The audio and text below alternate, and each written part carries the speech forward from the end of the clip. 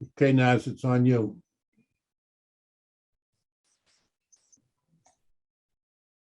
Your lips are moving, but your microphone is muted. All right, here we go. Much better. Want to welcome you all to Wareham Zoning Board of Appeals for tonight. Agenda, it's Wednesday, January 26, 2022. It is 6:30 p.m. and the place is online meeting. I want to call the meeting to order. I make a roll call. We have our clerk, Jim Okabachi, our regular member, Richard Semple, our associate member, Troy Larson, our regular member, myself, Nazir Kolasi, I'm the chair, and we're still waiting for Veronica, and Veronica's in here as well. Veronica Debenese, she's here, she's muted though, and we're still waiting for Jake. So we have enough people to start. With the preliminary business, we're gonna start with the Settlers Glen. It's the same people who were here last time, the 5 of us. Did you guys look at the paperwork? It was emailed. Did you look at it? Did you thought about it? Whatever. All these good things. What do you think, Jim? I don't think that there's much to think. It's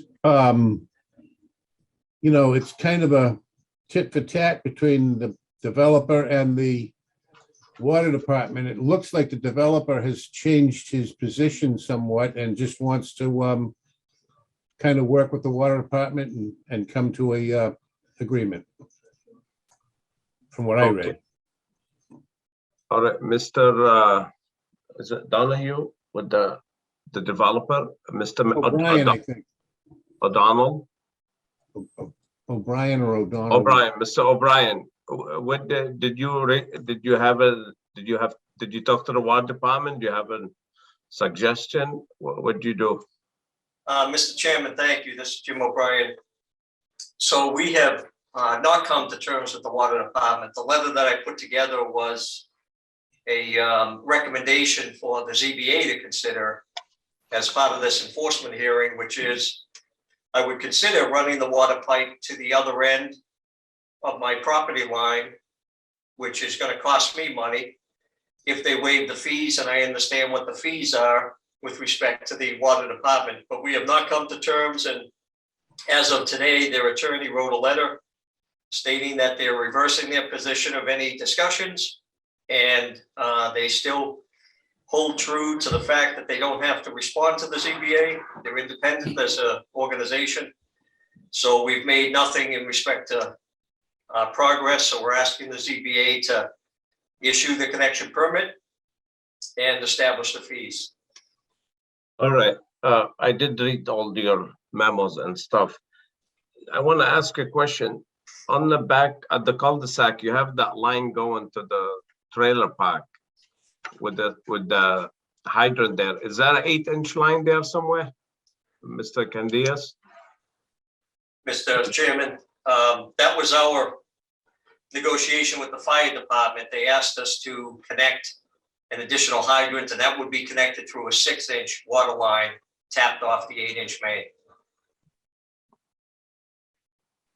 Okay.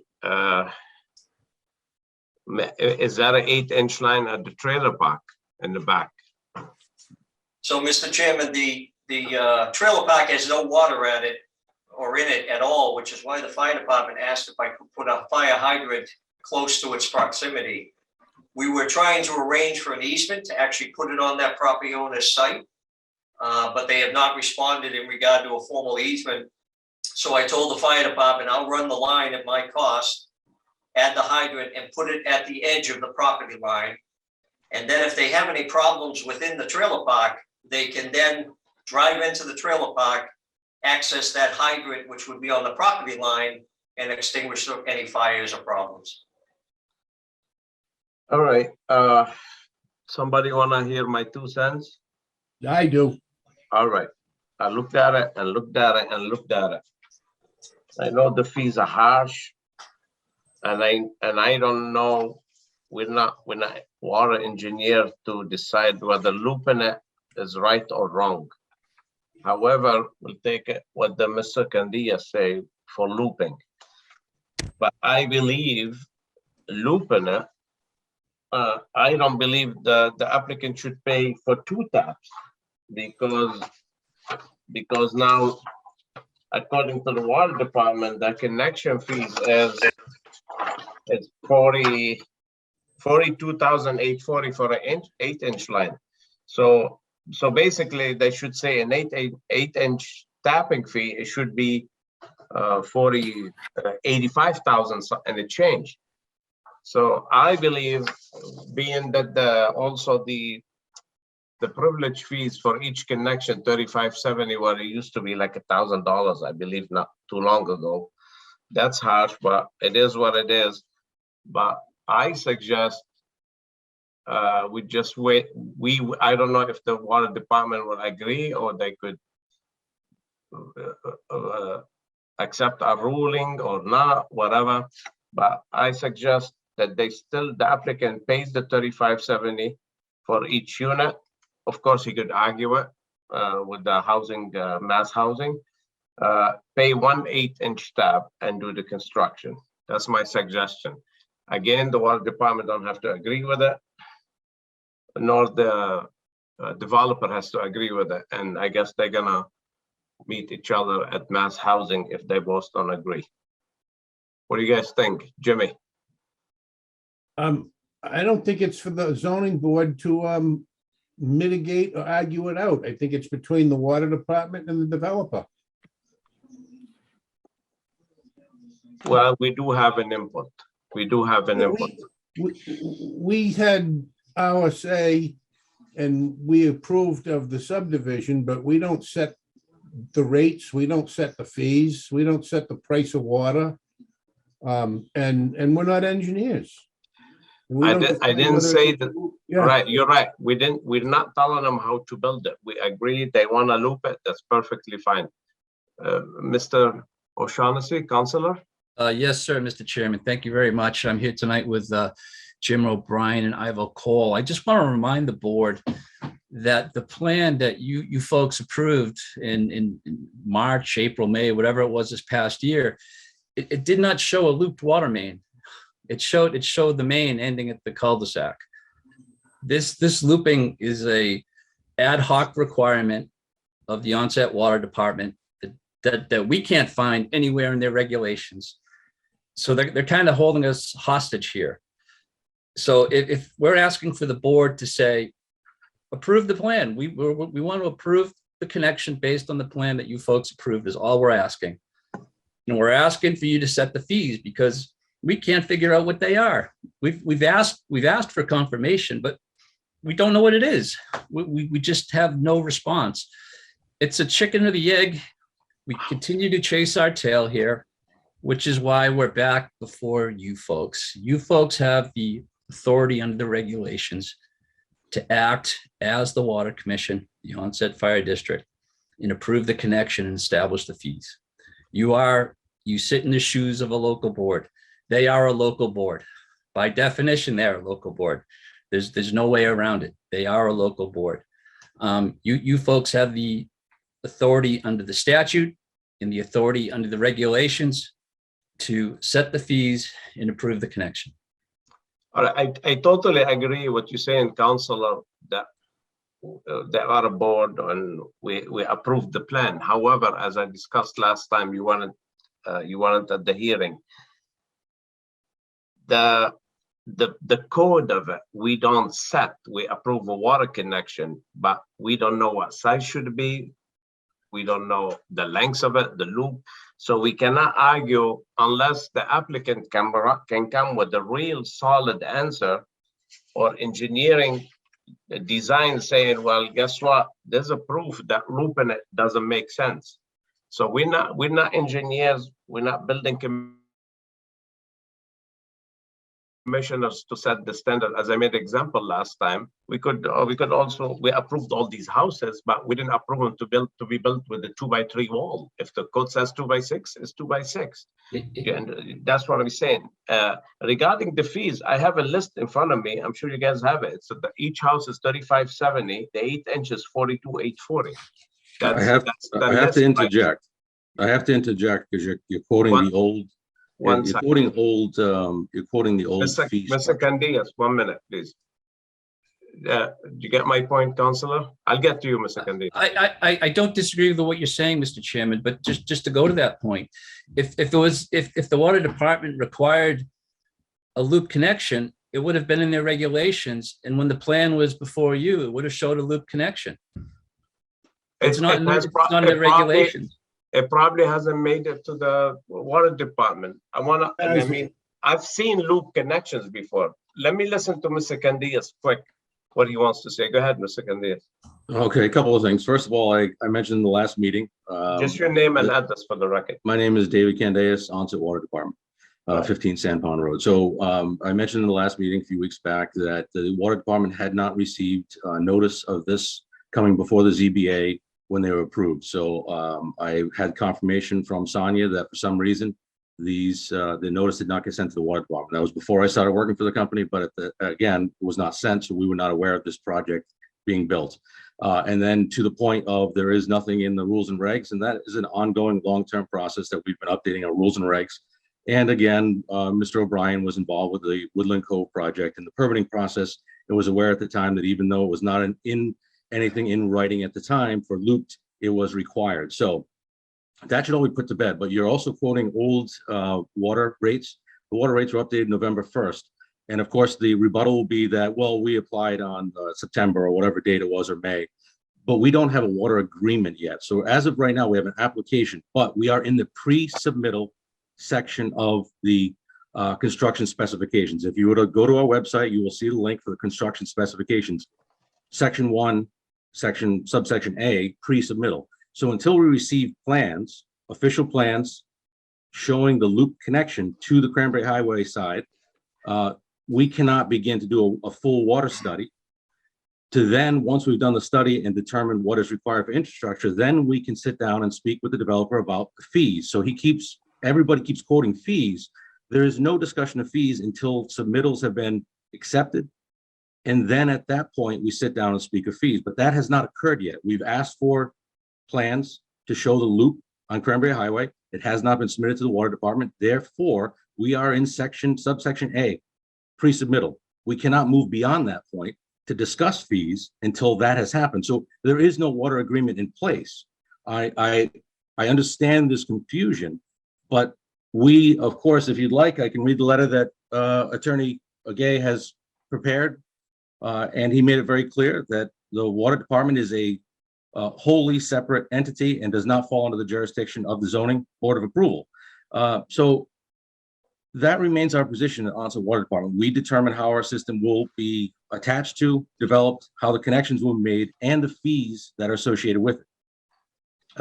I think that this is much ado about nothing. And again, the current fees should be discussed. And 8-inch connections are 50,000, and 1-inch connections are 4,500. So that is the current rates, and those are the rates that will apply to all developments going forward. And that if they had an approved agreement prior to November 1st, then I would say, yes, we're basing it upon pre-November 1st rates, but we don't have an agreement in place. We tried to, but we kept asking for plans showing that looped main, and we did not receive it, still have not, as of today, received it. All right, so these rates are not even right, so I'm wrong. It's not 35, it's 4,500? Correct. And 50,000 for an 8-inch. I mean, again, everybody can be shocked by it, but we are a small system.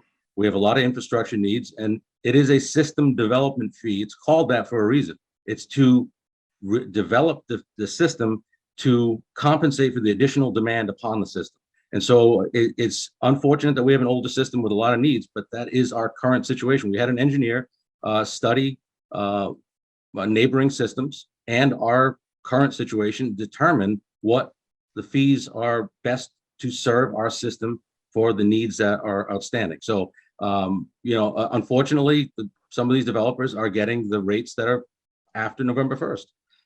That is 3 of 4 developments going on right now that are paying the new rates because their agreements took effect after November 1st. All right. Mr. Chairman, Who's talking? Yes, Mr. Who's Mr. O'Donnell? Mr. O'Brien. Ms. O'Brien, sorry. That's okay.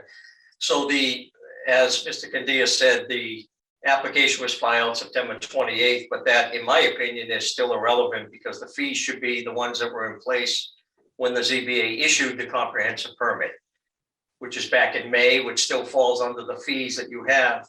With respect to fees, this board absolutely has the discretion and has taken it, not only in this permit, but also the Woodland Cove permit. The sewer department was asking for $15 F&I fees for their sewer system. And we simply made the argument that, look, the sewer department or any department is an enterprise account.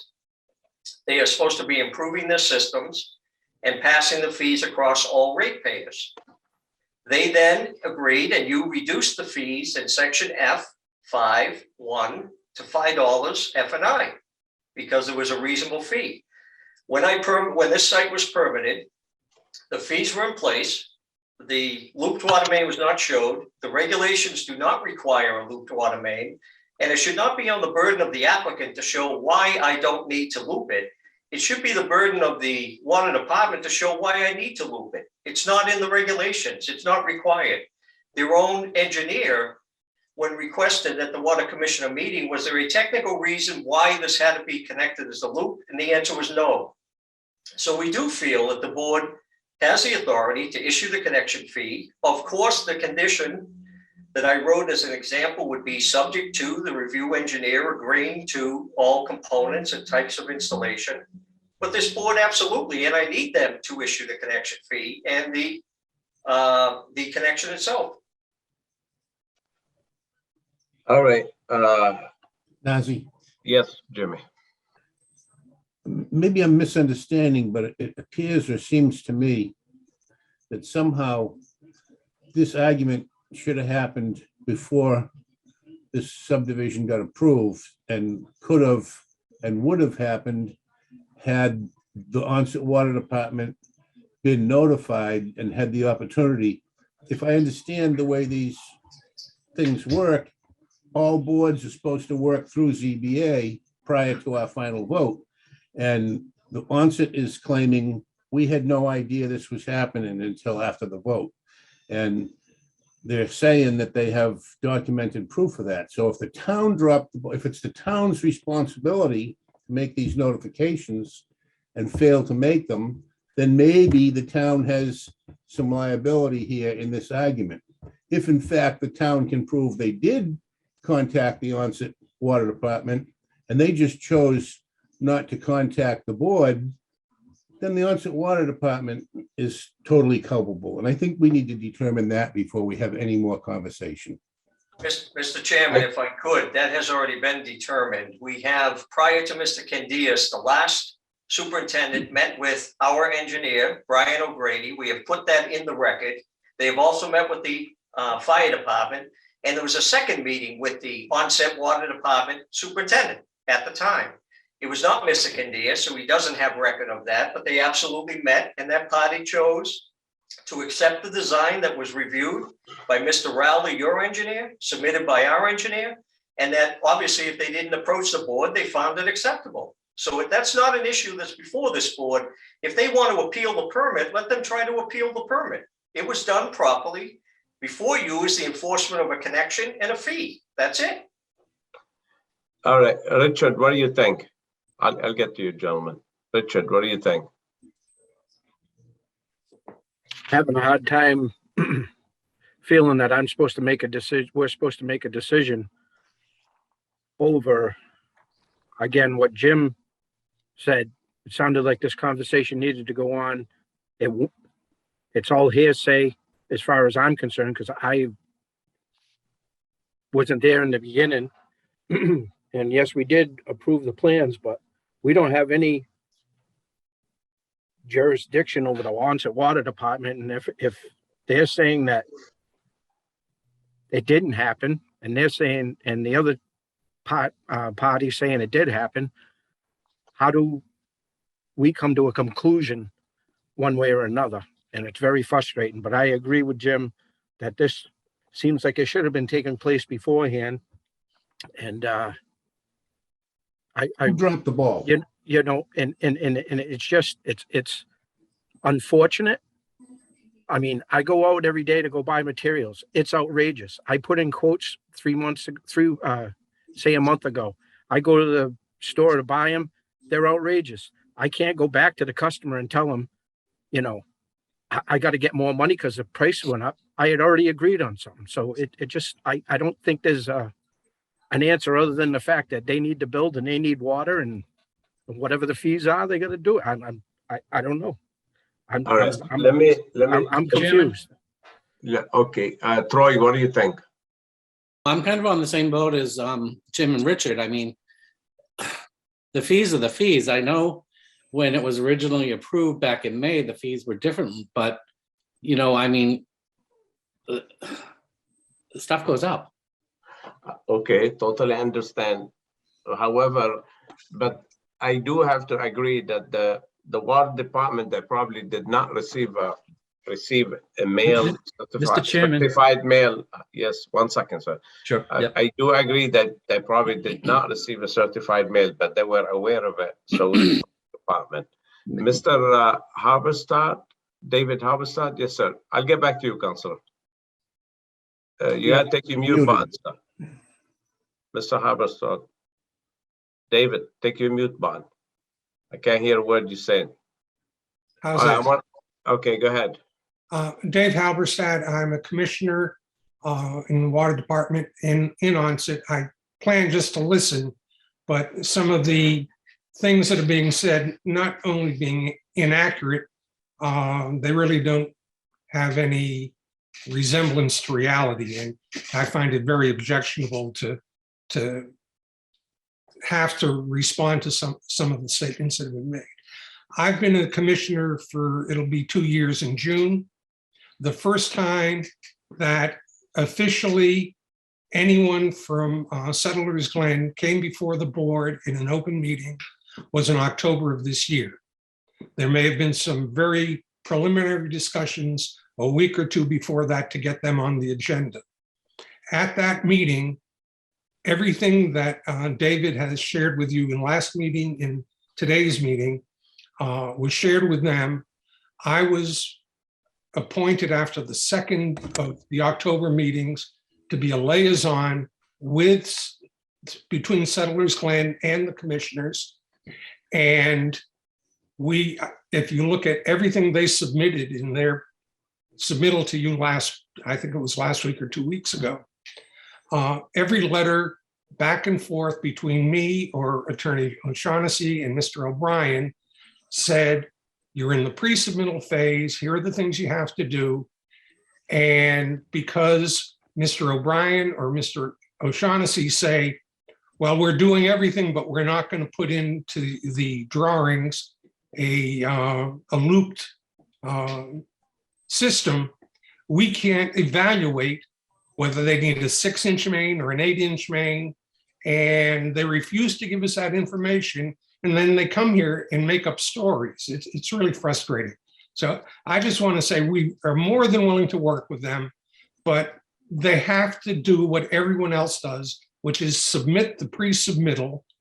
And if they really don't believe that we need a loop system, they may believe that, but certainly Mr. O'Brien knows better because he was the person who got the permit for the his previous client. So coming before you, pretending that this is something you don't need and they never knew about is really very frustrating, because I expect people to be a little bit more forthcoming and not try to play games. We're more than willing to work with them, but they have got to do the same thing that everyone else does, or we can't give them the numbers they want of what it's going to cost. And anybody who knows anything about water, and I'm learning very quickly, would know that. And certainly Mr. O'Brien knows it and Mr. O'Shaughnessy knows it. Thank you for the time. Thank you, Mr. Chairman. There's a couple of things that's been said that I'm not sure I agree with, and I can't say because I wasn't here at the beginning. But if you look at your decision, you reference that documents were submitted to the Onset Water District. I don't think that would have been placed in there arbitrarily. I just don't. By the terms of your decision, You folks acknowledged that you are the permitting authority. Angel, come here. General condition 1. It's right in the permit. So you guys recognize that you have the authority to do what needs to be done here. With respect to making up stories and all that, Mr. Habstad was right. The other project that Mr. O'Brien was involved with had a looped water main, but that looped water main was approved by this board as part of the comprehensive permit. So they have to do it. But this plan here did not show a looped water main. And again, I'll go back to what I said before. There was no requirement of the Onset Water Commission to have a looped system. If it was, it would have been designed that way. It doesn't make sense to say after the fact, and that's what this is. It's an after the fact requirement that's not codified in any regulation. All So right. Go ahead. I think after the fact I is on totally, both parts. I do understand where you come from, but this fees has to be paid, but I think it's harsh, and this is my suggestion. If Mr. O'Brien willing to work with the water department, if with the water department can give us a word, they're willing to bend, we'll continue these hearings to see what the numbers are. But if no one's willing to bend, I would like to take a vote tonight and let mass housing sort it out. Mr. I'm with Chairman, if I may, Yes. with that, I thought we were at that point in our meetings with the water department. To be perfectly honest with you, the last discussion we had was, let's meet with the water department and try to negotiate whatever extension that they wanted. I think Mr. O'Brien had submitted a letter saying he was willing to bring it to Cranberry Highway if the water department was willing to bring it across the street. And that's where we landed on it. And we were going to negotiate that. If we could have come to an arrangement on that, we wouldn't even be here now. But what's happening is we get to that point and then we're told you have to show it on a plan before we have a negotiation.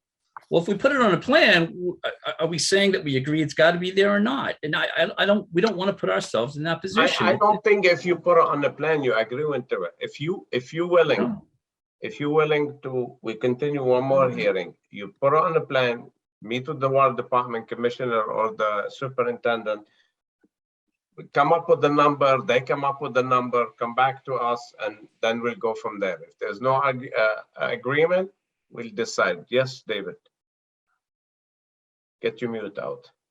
So my point is, we never came to an agreement because we didn't receive those plans showing a looped main. I don't understand why we would come before the ZBA again. There is nothing left for the ZBA to decide. It is for Settlers Glen and the Onset Water Department to finalize an agreement, which requires them submitting 3 copies of a plan showing the loop main. Then we will finish the water study. We'll come back to them with the required fees. Just a second, Attorney Shaughnessy, you've had plenty of time to speak, and I have not interrupted you. So once that has been submitted, and we can run the calculations to make sure that the system conforms to ISO standards, then we can submit to them the required fees based upon November 1st rates, and they can agree to it or not. But there is no negotiation. The ZBA has no reason to be involved. We have the jurisdictional authority, and in reference to the sewer department lowering their fees based upon what the ZBA required, the sewer department is part of Wareham. We are Onset Water Department. We are a separate jurisdictional authority, and we do not fall under the authority of the ZBA. I think that has been made very clear. Attorney Gay has referenced numerous cases where that backs up our claims. We are not a subcommittee. We are a separate board and operate our water department.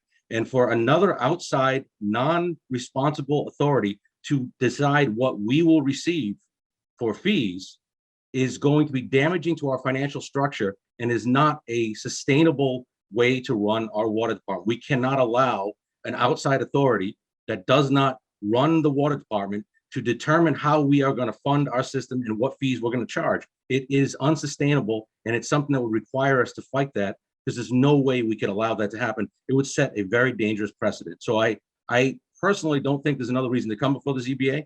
I think the Settlers Glen has to understand that we are the authority that governs the water system for Onset Water Department, and that's it, full stop. So once they are willing to okay. All right, I get your point. And submit the requirements, we can then move to approval. We would love to finish this. Mr. Candias, with all due respect, under Chapter 40A, you could say that. Under Chapter 40B, it is the zoning board of appeal decision. I saw your court cases that they don't apply over here. That's completely different cases. But we're not arguing this. We're not gonna shove it in your face and say we're gonna do whatever we want to do. Personally, I'm not gonna do this. I'm willing to work with you. Are you willing to work with these people next time, or are you gonna come up with the same number so we'll give you a vote? Are you, Mr. Candias, are you willing to work with the developer or no? Yeah, as long as they submit the plans showing the loop system and allow us to run our water study, and then we will tell them what the fees add up to. And you want the fees as you're asking, right? We cannot waive fees. We don't waive fees for anybody else. We can't waive fees for them. All right, Veronica, do you want to add anything? I have several questions. Make it a few quick. comments. Go ahead. So I was looking at that fee schedule for 2019. What's the current fee schedule? Why don't we have that? Well, they just told us the current schedule. It's instead of 3,500, it's like 4,500. Instead 42,000 is like 50,000. We just don't have it now, but It's this on our is the rough website. numbers. You can go to our It's on the website. website. So the Yes. applicant has access to those fees, Absolutely. to the Yeah. fee schedule.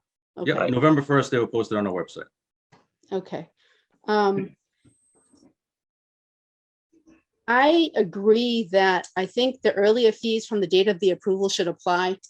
That's just my opinion. You can take it or leave it, but I think that this was passed for the applicant in good faith with a system that was approved, or, that's what was written on the plan. We approved it, it moved forward, and then all of a sudden this has all become a mess, but the applicant was approved prior to the new fee schedule. So that's my opinion on that. All right, how about the loop, Veronica? You want, you believe the loop wasn't on the plan when it was approved? You want the loop?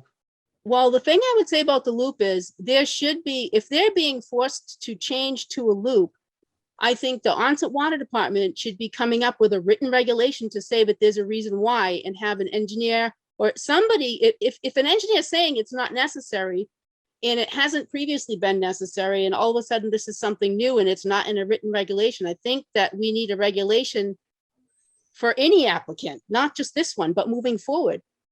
It needs to be written. I agree with Veronica. May I Councilor, respond? one last word before, yeah, 1 second, Mr. Candias. Mr. O'Shaughnessy had something. I'm all set, Mr. Chairman. I think the previous speaker captured our position pretty articulately. Yes, All right. I'd like to address comments Yes. made by Veronica. First of all, again, we were not aware that this was being approved. The looped main system, even though it's not in writing, we've been working on new regulations, updating them. It's been a 7-month process. They are not complete yet because we are doing a due diligence to make sure that those rules and regs are compliant with the 10 state standards for drinking water systems, as well as to conform with other systems in the area. So that has been an ongoing process. And also it was required in there are 4 developments that are in different stages of development in onset at this moment, and all are being required to have a loop system. It is not a new thing, it's not an unknown thing. And again, Woodland Cove was aware as of 2018, that even though it was not in writing, there is a requirement for a loop system for water quality as well as for fire flow to meet ISO standards. So there's multiple reasons for it. So it has been a known quantity that it is required within onset. Mr. O'Brien himself was well aware of that when he dealt with Woodland Cove. So it is not a new thing, and all developments 4 are all required to loop. End of story. There is nothing new there. And yes, we will have written regulations updated, but it's a long process. And we want to make sure we're thorough and we do everything as completely as possible so we don't revisit it in a couple of years. So that it is there, Veronica. And I just want to make sure that that's been clarified, because it sounds like we're not working on it. We weren't addressing it. We have been. I have a question for you. If you don't mind, Mr. Chairman. So, Mr. Candias, you noted that there are 4 developments that are happening in onset that have this looping requirement. And I guess the first question would be, what are the size of those developments? And the second question would be, what are the date of those developments? A variety of dates. Some started many years ago, 4 and 5 years ago. Others are brand new, as small as 7 homes are required to have a loop system. If we go by the 10 state standards, which is how we are developing our rules and regs, the standard will be 400 feet or 4 home sites will be the maximum length of any dead end main allowed. That is a standard that is used by many water systems here in Massachusetts and across those 10 state standards. Again, those are Okay. consistent standards used by other water departments. Thank you. All right. The last, Sorry, go ahead again. sorry, the last comment that I wanted to make was, if the last superintendent met with the engineer, in my mind, there's no reason not to believe that that meeting happened. And the Onset Water Department is saying that they have no knowledge of it. And maybe I'm getting confused on whether it's a formal knowledge has been made, or this was an informal meeting. I understand that there have been changes in personnel, but that's not the applicant's fault. I think the town holds some responsibility here, and I think putting it all on the applicant isn't the best method. One comment to that, please, real quick. I have gone through every map within Onset Water Department. There are no maps showing Settlers Glen, and if they had any kind of a formal discussion, they would have been there. Also, I would request that Mr. O'Grady, the engineer who says he has met with somebody, or that Mr. O'Shaughnessy has said that, he would not say that in the meeting. And I just want everybody to be aware of one fact that they may not be aware of. An engineer, a licensed engineer, cannot knowingly make a statement that is false or inaccurate. Everybody else can. Laymen, civil, us civilians, attorneys, anybody can say whatever they want, and they're not held accountable for it. But an engineer is. So if Mr.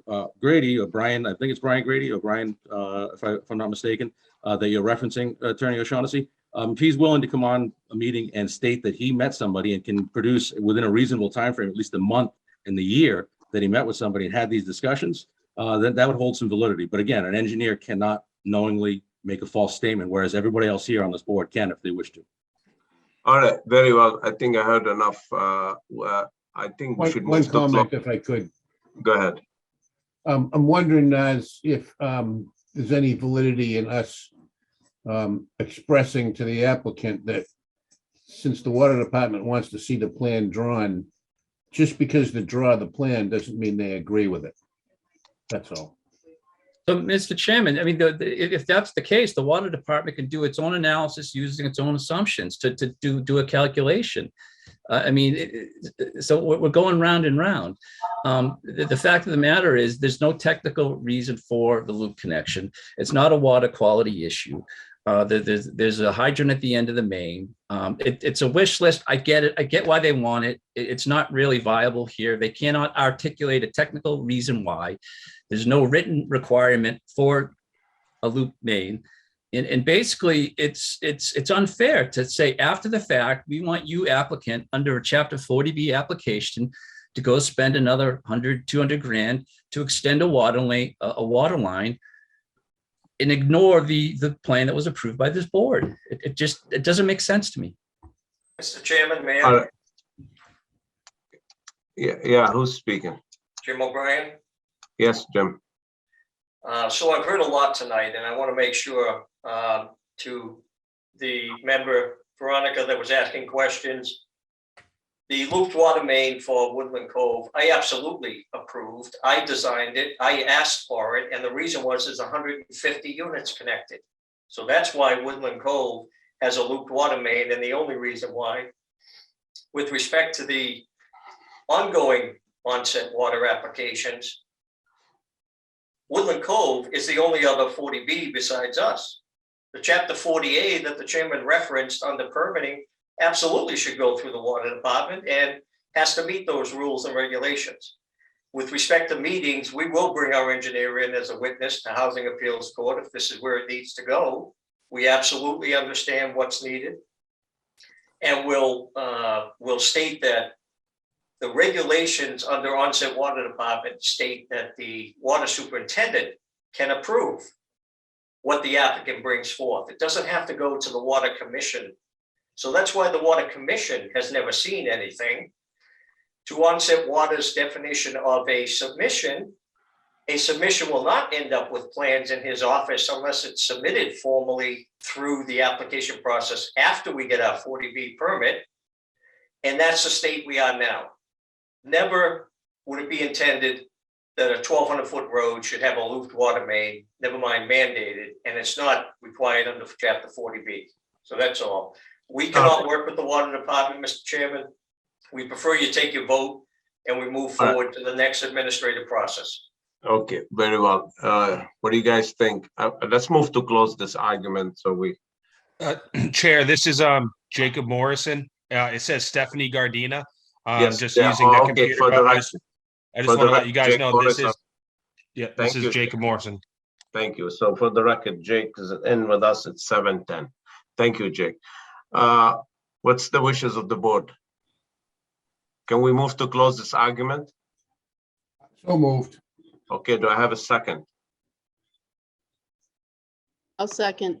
Second by Veronica. All in favor to close the argument, say aye. Veronica, Aye.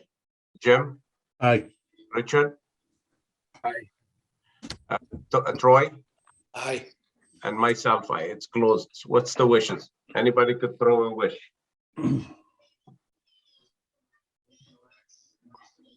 Well, Mr. Chairman, go ahead, Yes. Veronica. I'd like to hear what you had stated at the beginning of the meeting. Kind of got lost after all the talking.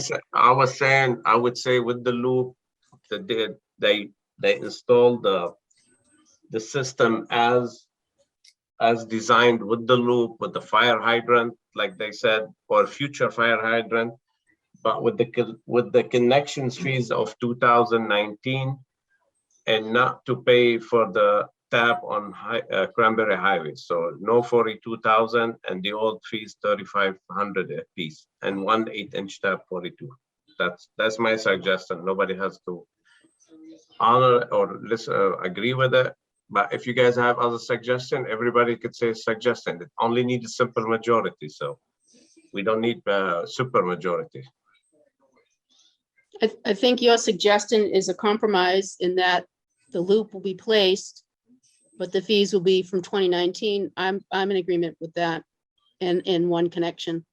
So you want to make that a motion? Yes, Okay, I'll so move to make that a Second motion. by Jim. So, okay, so we have that motion by Veronica, second by Jim. Again, let's clear the motion, clarify it. So it falls under the connection of 2019, and it will be looped to Cranberry Highway with the future for a hydrant as the fire department requested. Okay? All in moved. favor signify by saying aye. Jim, Aye. Veronica, Aye. Troy, Aye. Rich, Dane, and myself, aye. It carries. And the rules and regs, you all know what it is. If you disagree with it, you have 20 days to appeal the process or go to mass housing and the special rules and stuff. Thank you, gentlemen. Have a good night. Thank you. Thank you.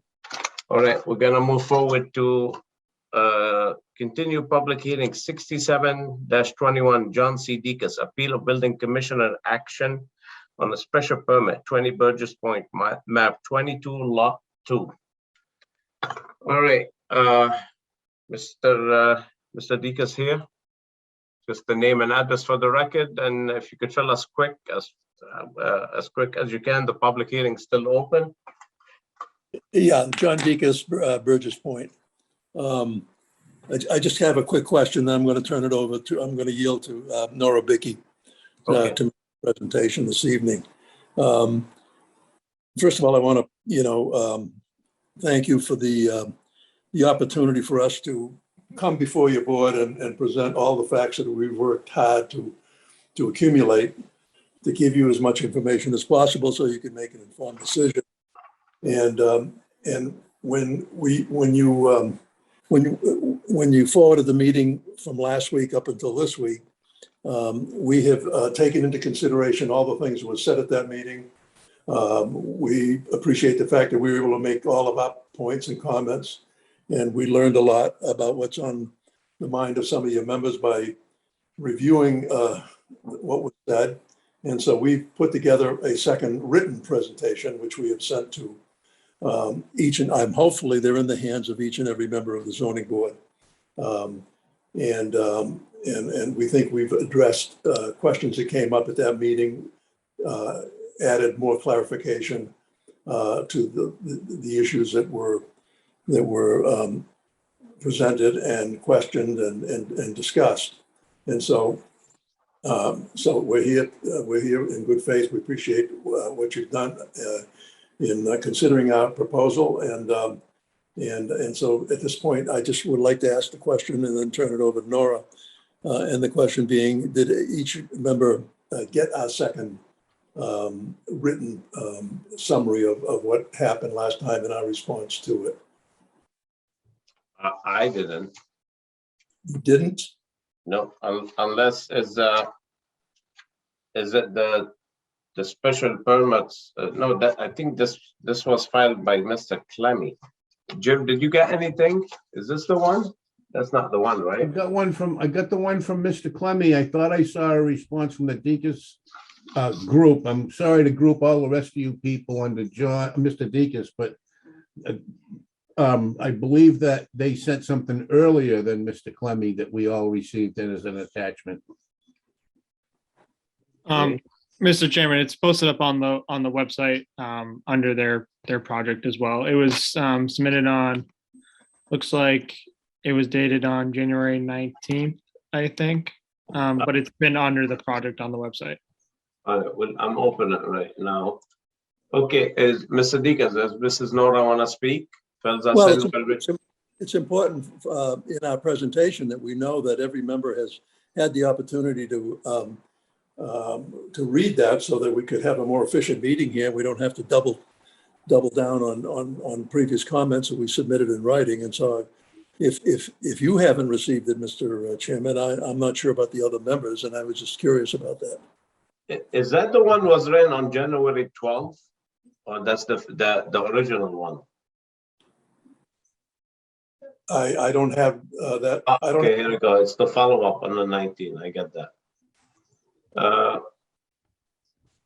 Okay, board members, somebody received that? I received it. I went through it. I thought we did. That's good. Veronica? I received a couple of emails with more information, but they were both related. Let's see, I received one on the 19th, which was basically the file, all the files, if that's what Mr. Oh, Deacon there's said. another one. Yeah, the one we submitted following the last hearing meeting. Oh, yeah, I remember that one.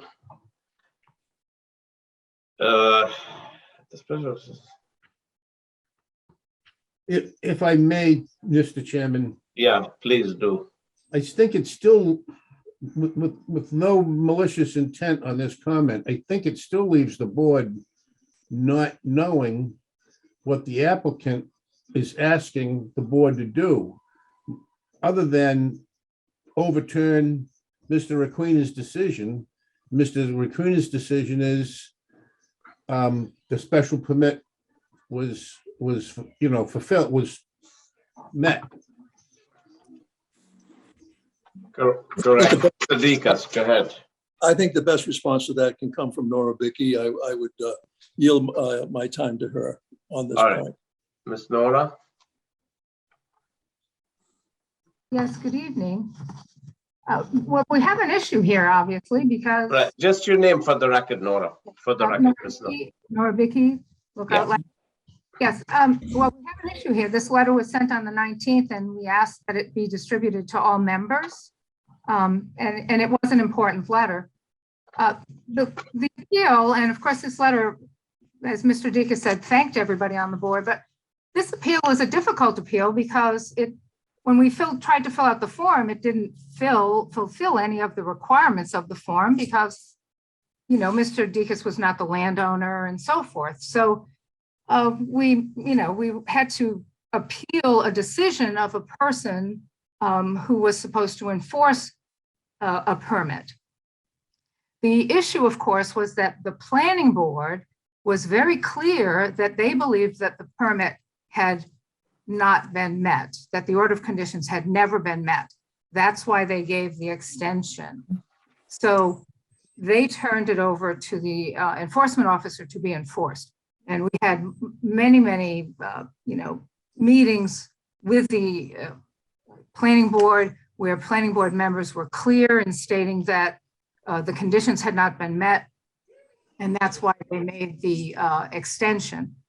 We also noted that the extension by law had to be registered with the Registry of Deeds in order for it to be valid, and that had never been done. We did check with the Registry of Deeds. So even the extension of the permit never been followed through with. But is the planning board itself says that the order of conditions were never met. That's a fact. So the letter that we sent on the 19th, that we had specifically requested that it get sent to all members of your board. What we said basically that we were certain that the planning board would never have issued a permit with an order of conditions that's not enforceable. So obviously they believed that they were enforceable, and yet Mr. Requena said they were not. They could not be enforceable. Excuse me. So that would be an issue. That how could that have been? How could the planning board have given an order of conditions that were not enforceable? Why would they have done that? Certainly they wouldn't have. They would have believed they would have been enforceable. They had worked with the enforcement officer. The enforcement officer on December 19th, 2020, did a compliance report where he said that none of the conditions were in compliance. So obviously everybody agreed they were not in compliance. That's also factual. Then again, of course, when the planning board, after the extension expired and the permit, they believed that the conditions had not been met. They asked the enforcement officer to take action. When he did not, Mr. Dekas and his neighbors asked the enforcement officer to enforce them. When he declined, he said, we had to appeal to your board. That's why we came to your board. Again, we didn't want to do that. We went to the town administrator to try to find a compromise. We were unable to do so. So we came to your board.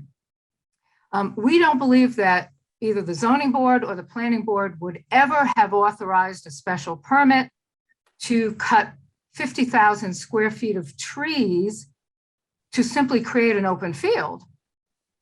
It's for development. And in fact, section 12.2 of Article 12 says that the only reason clear that much 50,000 square feet of trees is that it's to limit land clearing and alteration of natural topography to development review, and to promote land development and site planning practices that are responsive to the town's scenic character without preventing the reasonable development of land.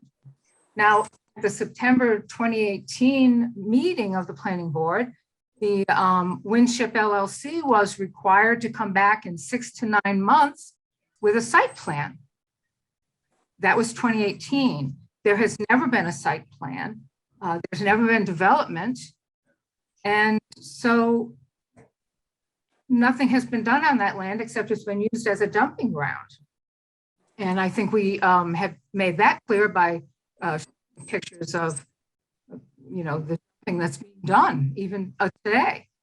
So what's the purpose of Article 12 of the zoning bylaws, which says that you can only cut 50,000 square feet of land, of trees and vegetation in order for it to be developed. Now, the Clemmies said they were going to put 1, 2, 3, or 4 houses on the property, or a farm, a horse farm or a horse paddock. They were supposed to come back in 6 to 9 months, according to the planning board, with their site development plan. And they never did. So what we have is a violation of Article 12 on that property. And here we are in front of the zoning board with a violation of Article 12. We have a permit that was presented, never fulfilled. And so that's where we are right now. And, you know, unfortunately, we're here because we requested the enforcement. And that's why we're here before you now. All right, Ms. Nora, okay, I do agree with what you're saying. However, when he did not meet the planning board decision, Mr. Clemmy went back to the planning board and he did what he's supposed to do. And Mr. Requena on 12/20/20, he did a site visit for condition number 1 and it was met. On July 25/19 about the stumps, Mr. Requena visited and the stumps were removed. Disposal of the stump of site, approved location. Mr. Clemmy, he sent an email to Mr. Buckland on July 25, 2019 with the receipt from Speaksman Excavation, who did the job, showing that the stumps were removed properly.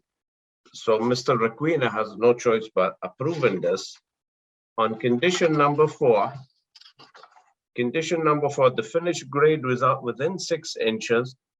The planning board has explicitly told the applicant not to change the grade. So they met inside with Mr. Buckland and David several times and Mr. Requena, and the condition number 4 was met. And Mr. Requena on October 18, 2001 wrote that. On condition number 5, Mr. Requena, what date was this? Regarding when the weather and ground temperature are appropriate, that's the special permit ordered by the planning board.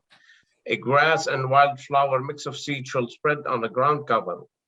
One or combination of technique to ensure germination and growth to ground cover as hydroseeding, watering, as such as hydroseeding. It does not have to be hydroseeding. This is what I said last time. There's no specifics that we could act upon.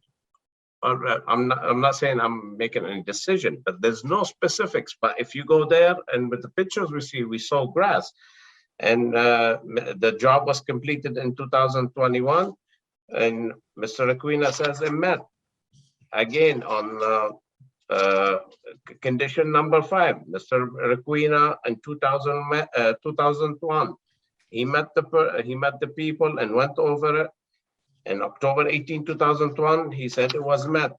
A repair and maintenance of existing sediment and erosion control condition was met by Mr. Requena's letter on 2021, October 18. Condition number 7, also with the letter on October 18, 2021, 9, 8, and 9 were met. And also we have like a planning board endorsement of the plan where it was recorded, and copy of the decision was recorded. So, I mean, do we tell Mr. Requena he doesn't know what he's looking at? But again, that's only my opinion. I want to pass it to Commissioner Requena, and let's see what maybe he could fill us in more. Mr. Requena. Thank you, Mr. Chairman. Yeah. I'm going to address all parties through you, Mr. Chairman, if that's okay. Sure, please do. So after all these years, I'm extremely bothered by the fact that we continue to beat this case to death. There's a lot of misinformation that continues to come out time and time and time again. The appellants in this case continue to say that they have researched everything, they've done all their studying, they've gone through all the documents, they've done all their research, but yet I have a half a dozen statements that Mrs. Bickey just came out and said that were completely false. Okay, I never once on the condition or on the statement that I said, that I wrote, that none of the conditions have been met in my letter. Completely false. That never came out. I'd love to see that document.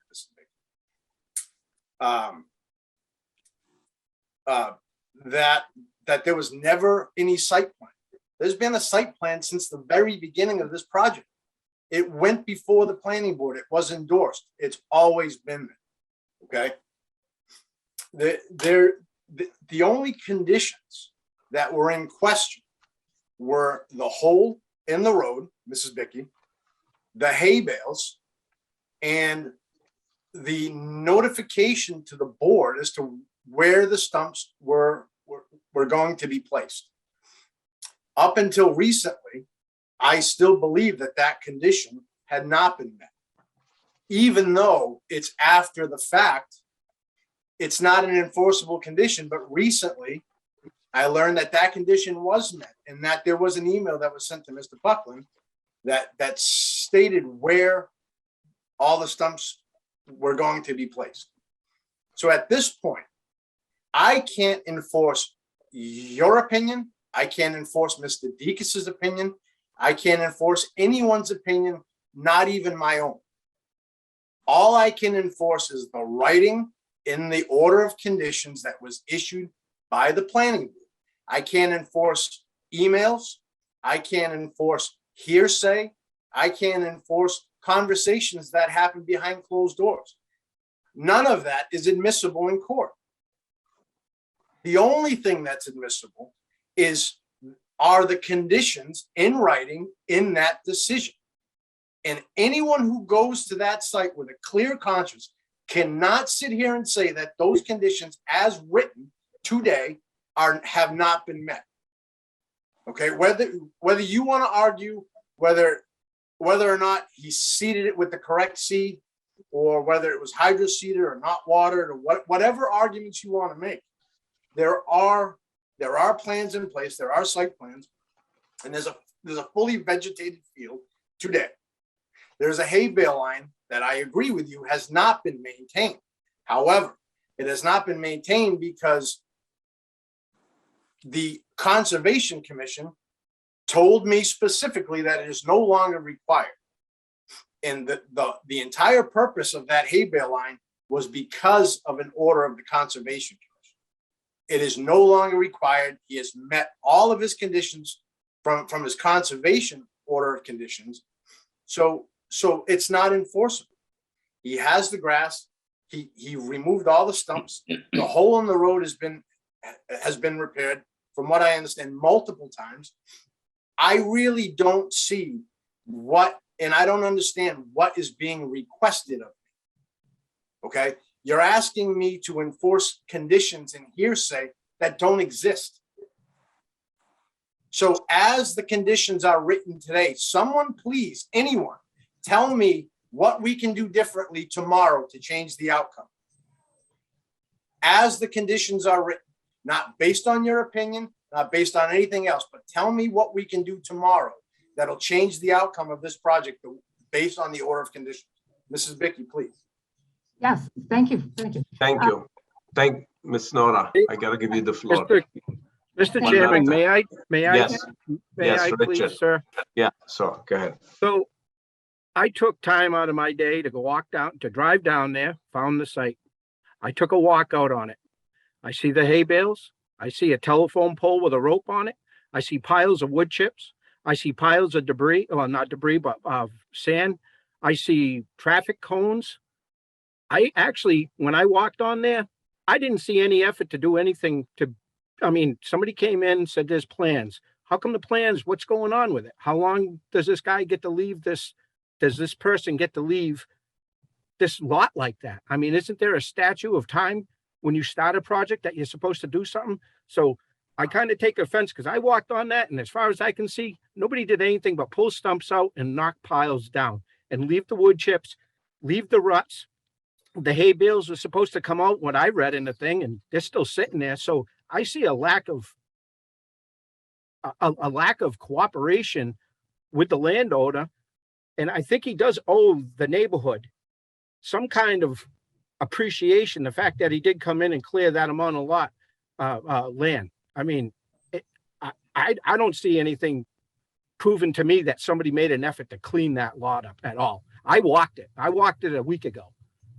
Okay, so I purposely, if I could I mean, respond, I Mr. Chairman, personally please. I purposely don't think anybody did anything other than stop working and walk away from that site, okay?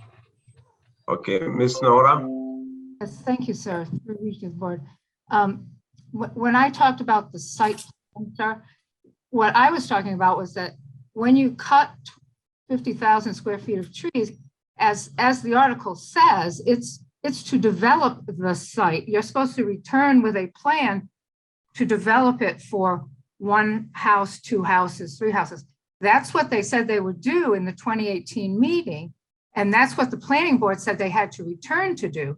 Now, the Article 12 also says that if, temporarily, if it's going to be an open field, you have to cover it with grass seed, 4 inches of soil. That's the zoning bylaw, which planning board put into their order of conditions, which the planning board says was never met.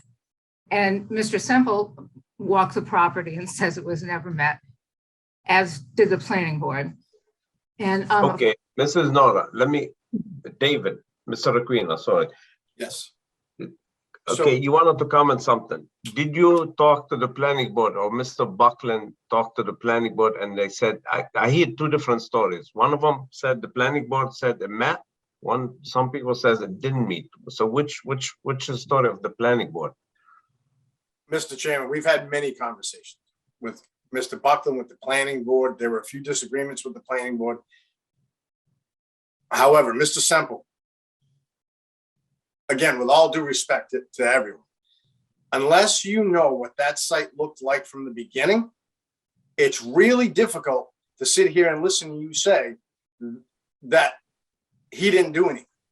And I'm not making a claim that the site is perfect. I've never made that claim. In fact, I've made claims that it's not perfect. That's not the claim that's being made here. Can more be done? Absolutely. Okay. What's at stake here and what's in play and what you're here to do today, your obligation is to decide whether or not there's enough information to overturn my decision. Okay. And in order for you to overturn my decision, you have to be able to say that all of the information in that decision, or a majority of the information in that decision, is inaccurate. I've been involved in this project since day one. Okay. I'll just give you a little rundown. All the trees were cut after a conservation, after an approval by the Board of Conservation. There was an order of conditions issued. He cut down all the trees. I was notified. He was issued a violation notice, and in order to correct, the applicant went before the planning board, which is his remedy at law, and he received a permit after the fact.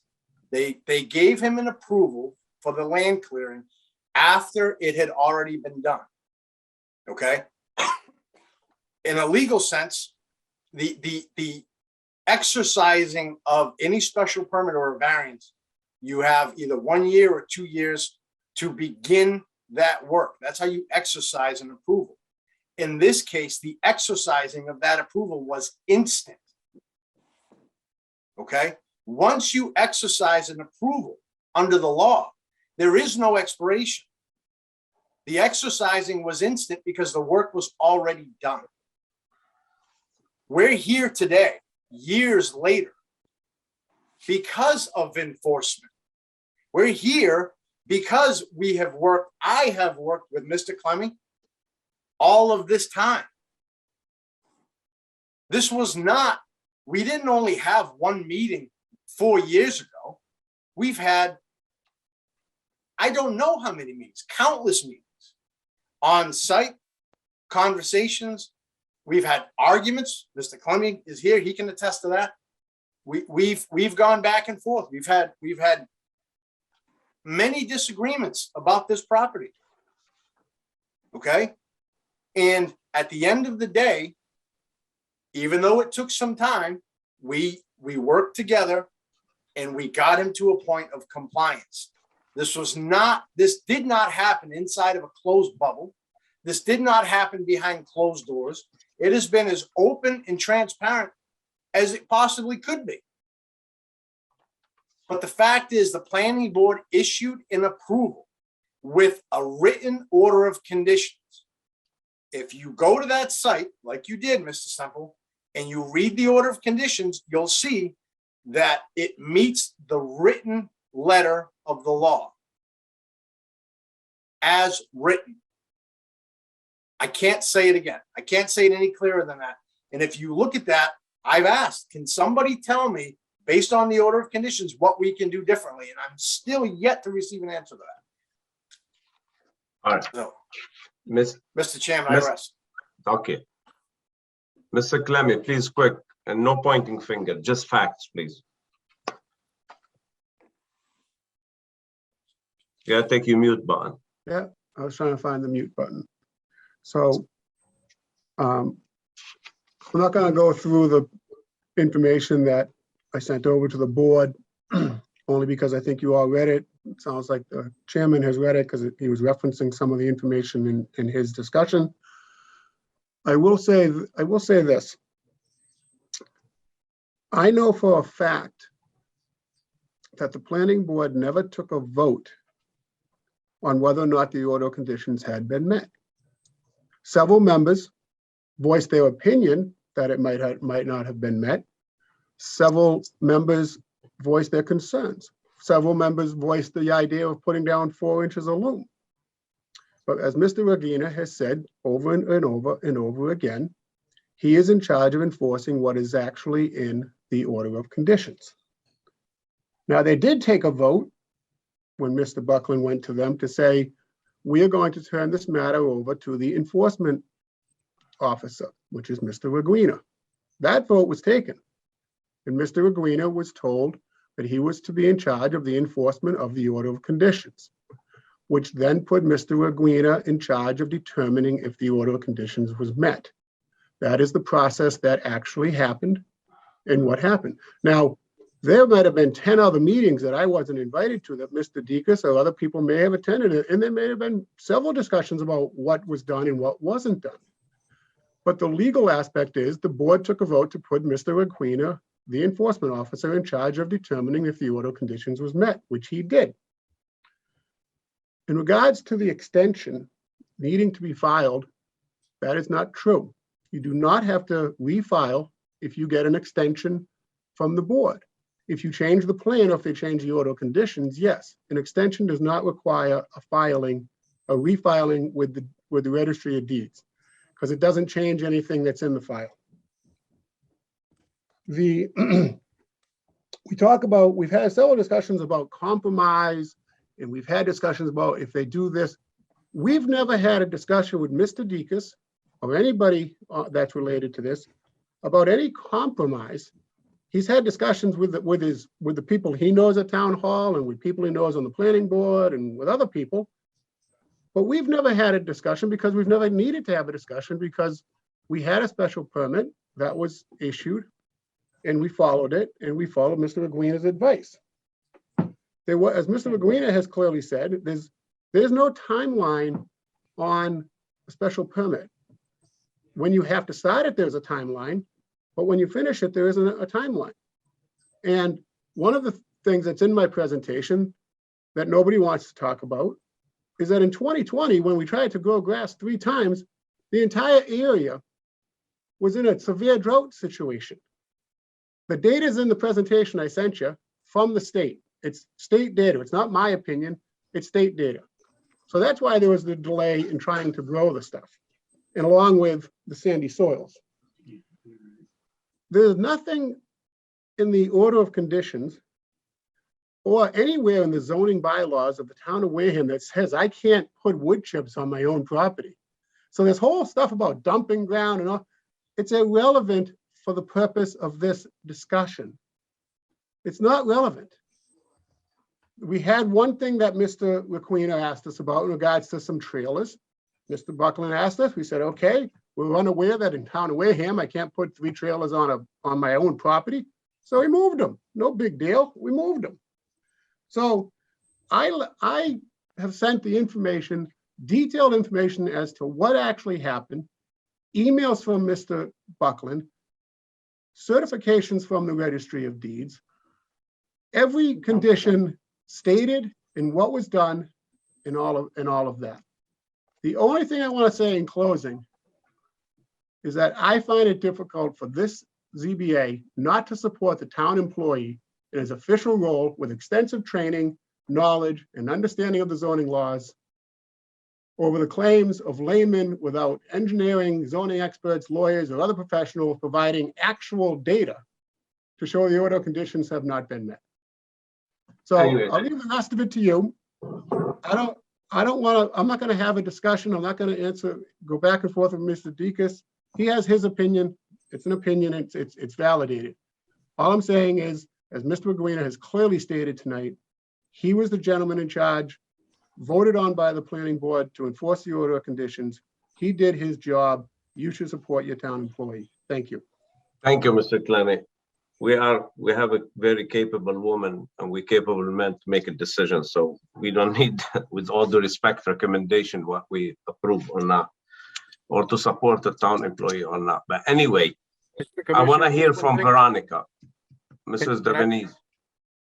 Can I just What do you ask, think? did everybody, I know we continued this meeting for everybody to go out and look at the site. That's all I I'm did. asking.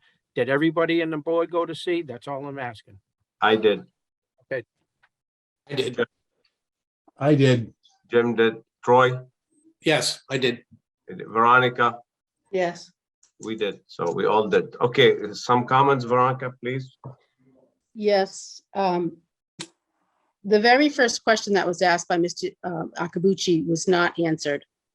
What is the applicant looking to accomplish other than overturning the ruling that it's been passed? That's my first question. But to that effect, I do want to go condition by condition and ask the applicant in what respect it has failed. So on condition 1, have the stumps been removed and the areas that the stumps were in regraded in the applicant's opinion? Has that been done?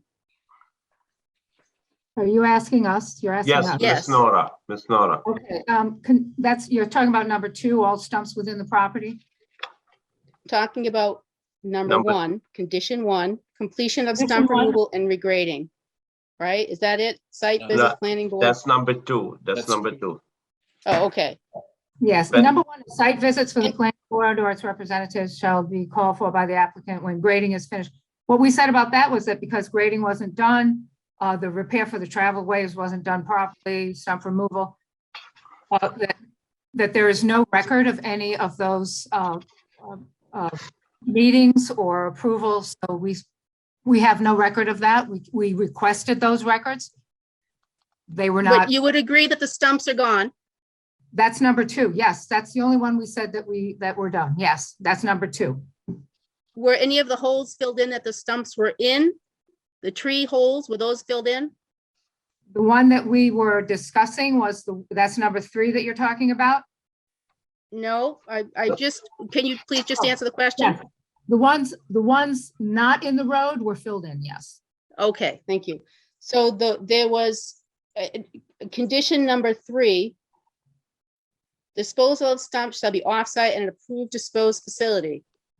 Yes. I was in receipt of an email from Mr. Clemmy today of where the location of the stumps and where they went. So would you agree that that one has been met? What we will say about that was that it was not done at an approved disposal facility because it was never approved by the planning board. And we know that because we have the emails with Mr. Buckland that while they were being transported to a site, no one could, neither Mr. Clemmy nor Mr. Buckland were sure whether the site was in Marion or Wareham. So it was not approved by the board before they were brought to the site. No, So would you clarify, where does it say before the stumps are removed? it said it had to be at an approved disposal facility, which means it had to be approved. So it Right. could be approved after the fact, correct? The word approved means it has to be approved by, Correct. But Yeah. before or after would apply. I would assume that, no, I would disagree with that. However, according to Mr. Requena, he just found out just recently on his compliance report, he said, I have no knowledge of the disposal location. So, That's correct, Mrs. Vicky. And yeah, I so told that's you, what we there's- use. So there's I'm reason. explaining why, yeah. Okay. Yeah, I'm explaining why when we read Sure. your compliance report, we thought you said that you had no And- knowledge. And I agree with you on that because I felt there should be a written documentation in the file to Mhm. verify where that happened. However, where I think at this point, we're kind of beyond that. It's been submitted and an Right. approval can Yeah. occur after. Yes. Because as this is Mr. written, Requena it doesn't said say you before. Right. So Correct. the I- planning yeah. board, so you would like to have the planning board approve where they've been or not approve it, right? well, So they need to make a decision. I would assume if the planning board learned about this now, they would say, yes, fine. But at the time, when they asked for the enforcement, they did not know. So yes. Okay, so Yes, then ma'am. condition 4, the finished grade shall be within 6 inches of existing grades and agreed upon. Would you agree that this has happened? No, it has not happened. Mr. Buckland said it did not happen. We have his letters saying it did not happen. So no. What was the date of that letter? I sent. If I may, Veronica, if I may, the planning board in their condition after the second hearing, they explicitly insist that the grade not to be changed. They thought if it's changed, it might make a detriment thing to the lot. So they said, leave it the way it is, don't touch it. Okay, so can get condition 4, I would say it's as is. I mean, it's acceptable as is. If it's going to be a detriment at this point, what would you like to see happen for condition 4? Do you want to see it leveled, what's there, and actually have it graded? Well, if they're going to put houses on it, that's a different story. But since they don't have any plans to build a house, then yes, it needs to be graded so that it can be, so that they can put the seeding and the 4 inches of soil on it. Yeah. So whatever growth is there, you want Mr. to be Chairman? removed and have it Yes. graded. Yes, Mr. Mr. Chairman? Evans, 1 second. Yes, Mr. Mrs. Bicky, there is no requirement for 4 inches of soil. That is not a requirement. It's That is hearsay. Again, this keeps coming up. There is no requirement for 4 inches of Okay. soil. Okay, and if you go back to the actual meeting, to what's enforceable, what was said, that he was asked not to regrade the site. That came from the planning board. The holes from the stumps were filled. Thank you, Mr. So Chairman. condition 4 seems at this point, it is what it is. Condition 5, the So- road. May I respond to Oh, the? no, I'm sorry, Yes. this is, Go ahead, Ms. Nora. So the 4 inches of soil is in the zoning bylaw, and according to the order of conditions, all zoning bylaws must be followed. And I disagree. Mrs. Bicky, If I may, Article 12. Ms. Nora, Mrs. Bicky, Article 12 is what the planning board may enforce, what they may include in their condition. However, they did not. They could have required a bond. They could have required 4 inches of soil. There's a lot of things in Article 12 that they could have required, but they did not. It's not in the written order of conditions. what is in the order of conditions is that all zoning bylaws must be followed. And if 4 inches of soil is in the zoning bylaws, and if Mr. Buckland said 4 inches must be put down, and in the planning board meetings, they said we want 4 inches of soil. And if it's in the zoning bylaw, and if the order of conditions says you must follow the zoning bylaws as well. That's inaccurate. Mrs. Bicky, that was a conversation. I've watched the meetings. That's a conversation that was had by the planning board after the order of conditions was constructed. Okay? You can't arbitrarily, Mrs. Bicky, you can't arbitrarily change an order of conditions. The order of conditions It's not, must it's follow the not in the bylaw. order of If conditions. I gotta stop this, Mr. Aquino, Miss Nora. Yes. It is. How, Mrs. Nora, listen to me. How, if the planning board told them, don't touch the site, don't grade it, how do you expect them to put 4-inch loom? Well, I don't know that the planning board ever said that because it's not in any of their meetings and it's not in anything that we received. However, in the special permit, it says under 3G, you will comply with all applicable sections of the zoning bylaws. And the zoning bylaw 1218.15 clearly says 4 inches of topsoil. How does that not work? But the planning board in condition rest. number 4, they said, they told them not to change the grade. They want to keep the like the little bit of fill, the ins and out. So they explicitly said that. It's Where? in their condition on their second meeting when they met second time. But it's not in the special permit. Let me put this. Let's So- put this. So Yeah. we're stuck on this one. Can we move on to the other Number conditions and go Yes, back to this let's one? move to the other one. Let's Chairman? miss Japanese. One more. Go Number ahead. 5, they did not do that. They did not proceed. Number 6, they did not, and Mr. Requena said that they had to touch up and maintain the straw bales. Number 7, the damage. So let's go back to number 6. Let's go back to number 6. Okay, This says repair and maintenance of existing sediment and erosion shall be completed as required or needed. Yeah. The sediment and erosion control shall be kept in place and maintained until stabilization of the soils at the time determined by the planning board or its representative. Mhm. So a representative approved it, did they not?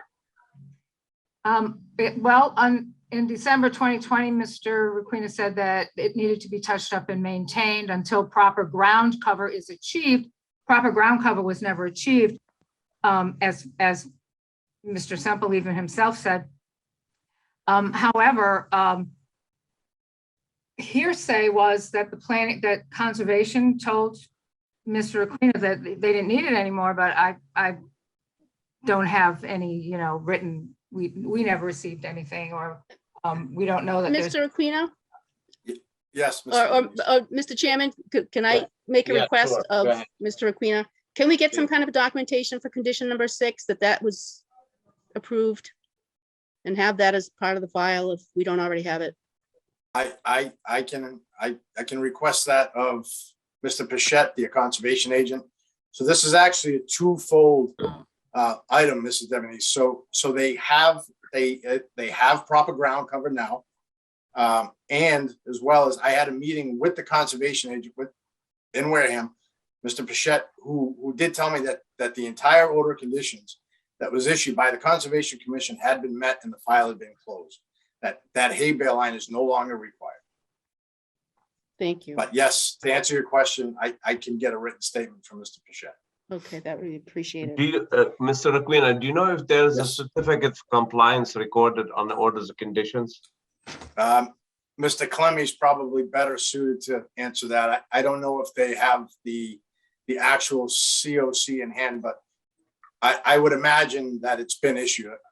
I actually believe it has been issued, but it's been a while. So you would have to get that information from them. I'm pretty sure it's issued, but I would like to keep the hay bale to the conservation. I would like not to get into this conversation. Let the Concom go over this issue. It's not our problem.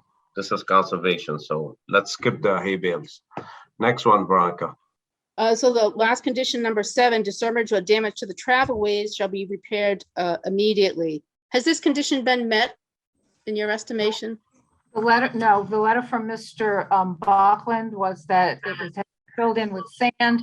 That was not adequate. The town administrator, Mr. Sullivan and Mr. Buckland went out to the site.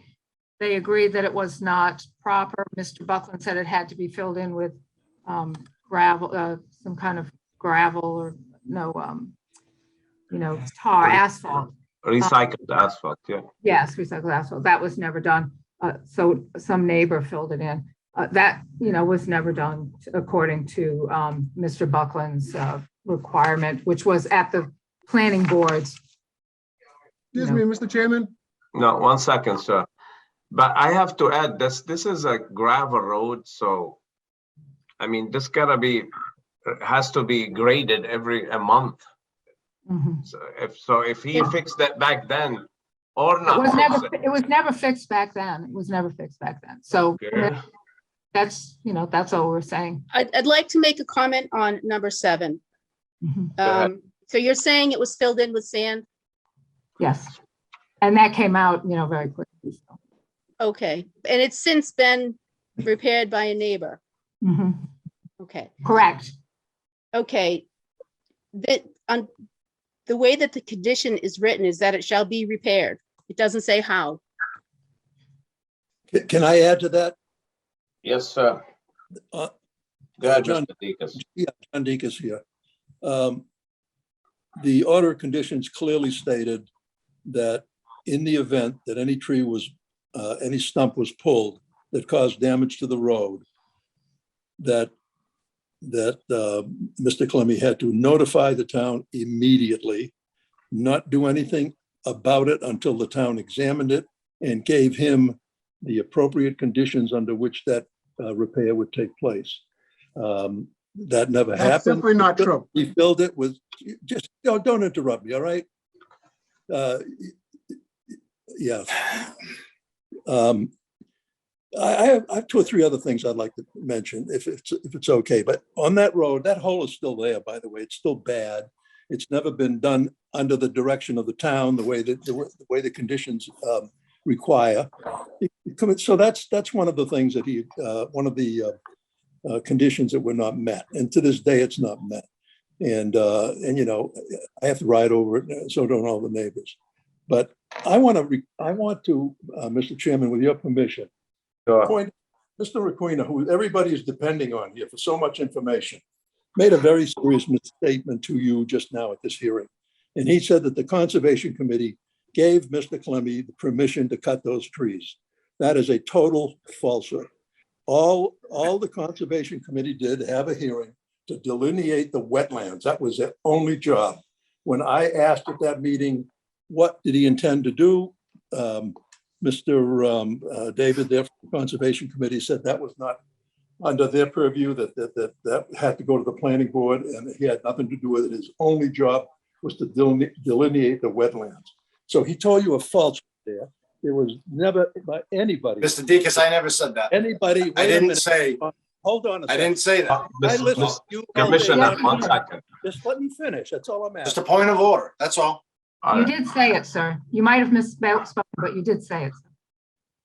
Okay, all right. Well, I'm We not- gotta I'm stop. not We through gotta yet. stop this. Yeah, Let's- 'cause we're Mr. getting, Chairman, This is getting way out of Mr. hand. Chairman, I'd like to make a Mr. motion. Chairman, Yes, yes, there's a Mr. motion on the Requena, floor. Yes, Mr. I'd like to Asmat. make, I'd like to make a motion to finish my close the sta- public portion of this Am I allowed to hearing. finish my All right, statement? I have a motion by Mr. Akabachi to close. I have a second. I'm sorry, there's a motion on the floor. That, you're being unfair, Mr. Chairman. Sir, I'll I second. cannot stop, Mr. Deacon. Let me tell you let me explain the process. If nobody seconds a motion, you could go back and argue. But right now, there's a motion. I can't say, well, take it off the table. I can't, that's not the rules. If nobody second. seconds his motion, we'll go back to argue. Motion has been made and seconded. Second by who? Veronica, Okay, do I have all in favor? Please say aye. Jim, Aye. Veronica, aye. Troy, Aye. Richard. I can't hear you, Richard. You gotta turn your mic on, Richard. And don't forget Abstain. Stephanie Gardenia. He's abstaining. And I guess it's a simple majority. I'll say aye. about- My vote doesn't matter. Jake, he wasn't in it the first time, so he can't speak. Okay, So I'd like to make another motion. let me say something. We have 45 days to render a motion. If you guys wanna think about it, digest it more, study it, we don't have to come up with a vote tonight. So what's your wishes? You also, but if you wanna make a motion, that's perfectly fine. You could make a motion, whatever, anyone on the board can make any motions they like. So whatever your wishes is. I'd like to make a motion to deny the application and dismiss this case. And you wanna uphold Mr. Aquina's decision, I right? want You to don't wanna hold turn it- Mr. Quinn, and I want to deny the application with prejudice. Okay, I have a motion to deny the application with prejudice. Do I have a second on that? May I be allowed to make a comment? No, unfortunately, Mr. Deacon, public portion is closed. Do I have a second on that? Okay. I don't I'm have a gonna second. second. Okay, we have a second by Veronica. That needs super majority. All in favor of that motion, say aye. Veronica, Aye. Jim, Aye. myself, the chair is aye. Troy, Aye. Richard. Aye. Okay, so it's aye, so it's 5-0-0. So Can I it's- make a comment for the record? This is done. You're done. You're done It's done. talking. We It's voted okay. you to I don't like stop to listen talking. to you. I Jimmy, didn't that's want that to okay. do with it. That's okay. Please go ahead, Mr. Deacon, for the record. It was the petition, the signature on the petition is mine. I represented the neighborhood and I was about to make my presentation here tonight and I was denied the opportunity to make a full presentation to counter the lies that Mr. Requena told, which were several, and I can prove them. And I was denied that opportunity and I want the record to show that. Thank you. Thank you very much. It will. Thank you very much. Sonia, please make sure you document all that hearing in the minutes, word by word, and keep that tape. Thank you very much. Mr. Chairman. Yes. Bruce Marcel, 36 Burgess Point Road. Yes. How can I help I you? had one last comment. I walk by that property every day. There is no hole in the road that I can detect that's related at all to that property. I have a photo of that property, which is now grassed out. It also has the copy of the wood chips in it, which you cannot see because it's a very small allocation. Mr. Marcel, thank you. The public hearing, we appreciate your comment. Thank you, sir. All right, we're gonna move to I agree public with hearing. Jim. Thank you, sir. Public hearing 70-21, Christine and Barry Claver. Special permit / variance 6 Ash Street, map 38, lot 75. And this one, I guess, Jake is on. Here he is, Mr. Gardina. That's me.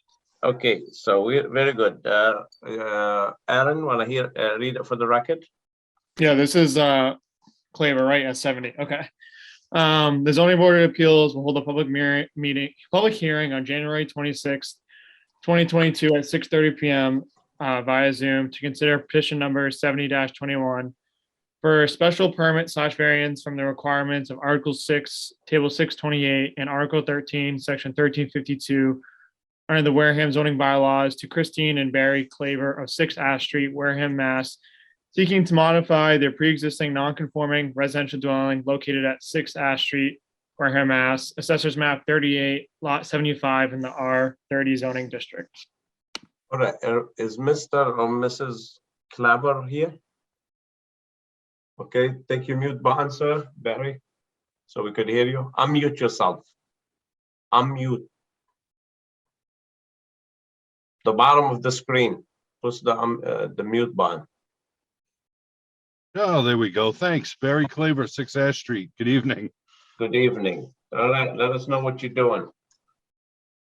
Well, what we're hoping to do is put a bedroom addition on the home at 6 Ash. The home's been in the family for a long time. We've made it our permanent residence. We're not looking to add any height to the structure. We're not looking to impede any more than the existing dwelling on the lot lines.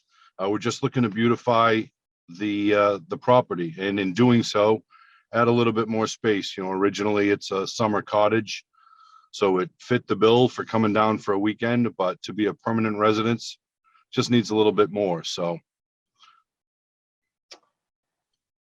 I'm trying to open this. Okay, very well. So what do you, your letter, unfortunately, I can't retrieve it. What's the building and the commissioner says you need? So what it says, sir, is that the existing dwelling doesn't meet the standard for the distance to the lot line. We're not looking to encroach any further. We want to just on one side of the dwelling, we want to continue what that dwelling is, an additional 14 feet, just to add another 12 by 14 master bedroom on. So that's what our intent is. And on the front of the house has a bit of a jog. We just want to add, again, a covered porch that continues along the existing line of the dwelling, doesn't impede or detract any further than the home has been since 1952 when it was built. All right, damn it, is anybody can see those plans? What's the setback right now? on Yeah, that I can, side? Nazi, I'll share them. I mean, Mr. Chairman, I'll share them right now on the screen. so All you right, please do so. I can't retrieve them. And let the letter from the commissioner, please. Yeah, All so. right, this so is that's the plan. existing dwelling. Yep. Do you want to see the letter? No, but where is the addition he's doing? Let me see here. Let me go down. Hold on.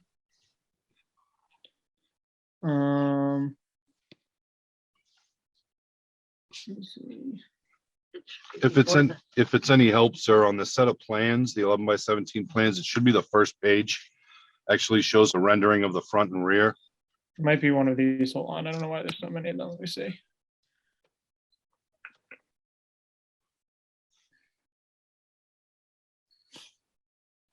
That's it. Okay. All right. So this is.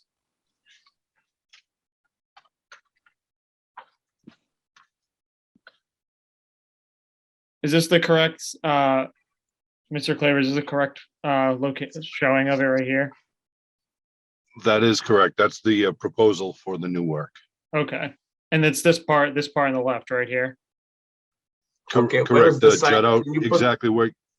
Can you put the site plan, please? The site plan with setbacks. Let me see if there's. Should be the page before that. Let me see if this one is, hold on.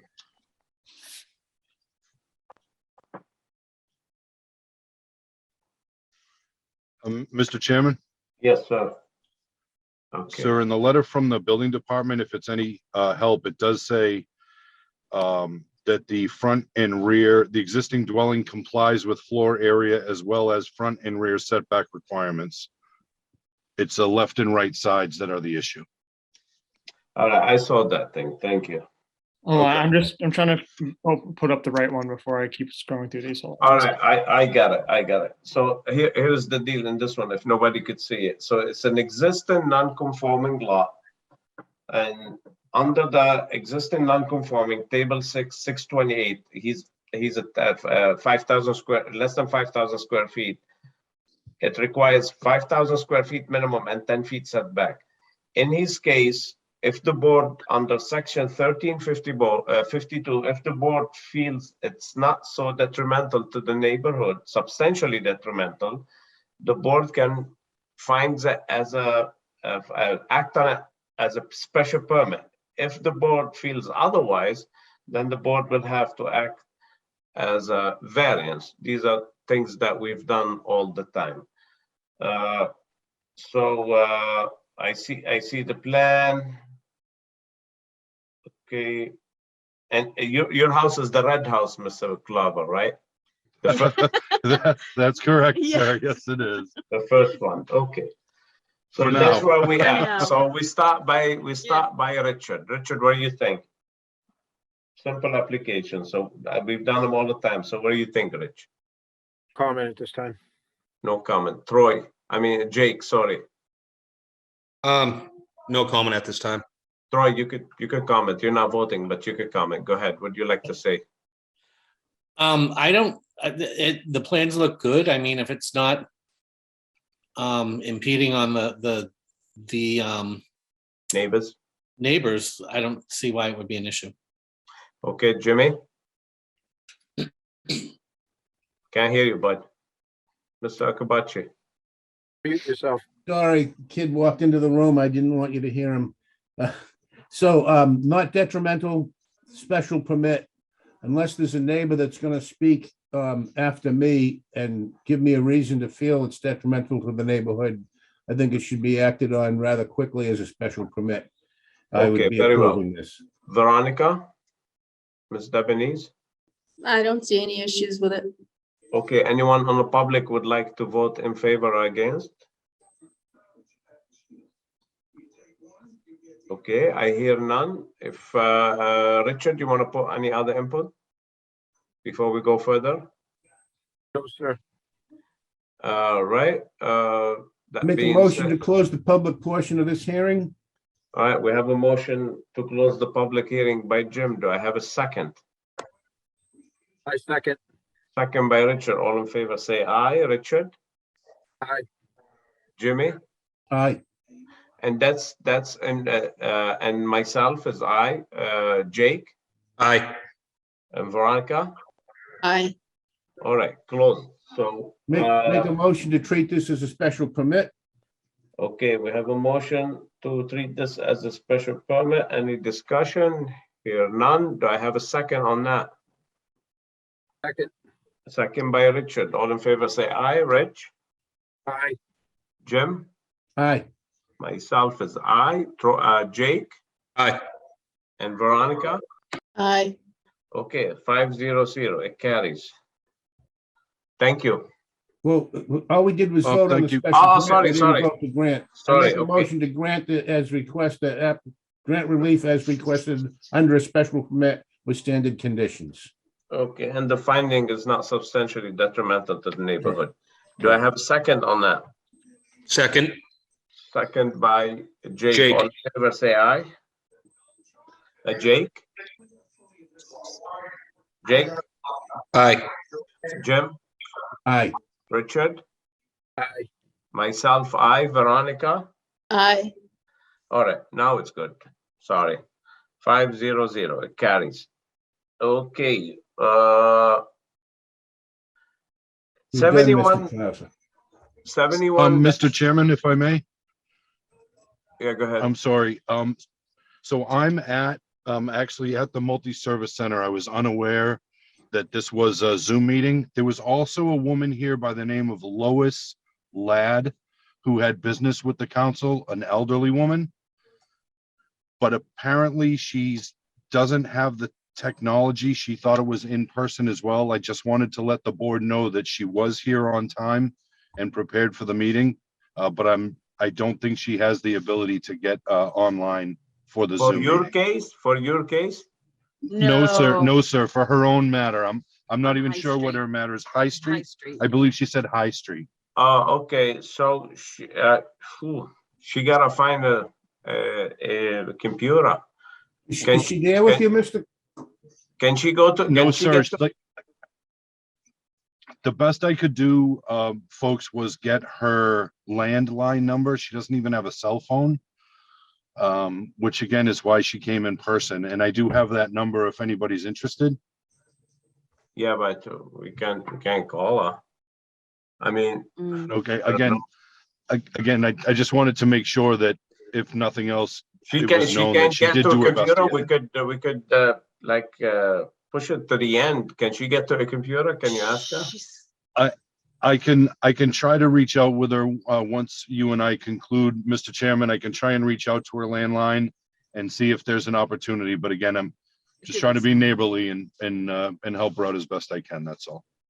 Thank you. Why don't we, all right, let's push High Street. Let's take the variance on Toby and we'll go back to this one. Maybe by then she found a way to reach us. How's that? Okay. All right, Very great. good. Thank you, folks. So we're gonna table this to the end. We'll go to 1-22, Anna Haluk, variance 43 High Street. Hi, can you Kenny, pause that? yeah, 1 second, ma'am. Not Ken, Aaron. Can you read Yeah. it for the record? Yeah, I can do that.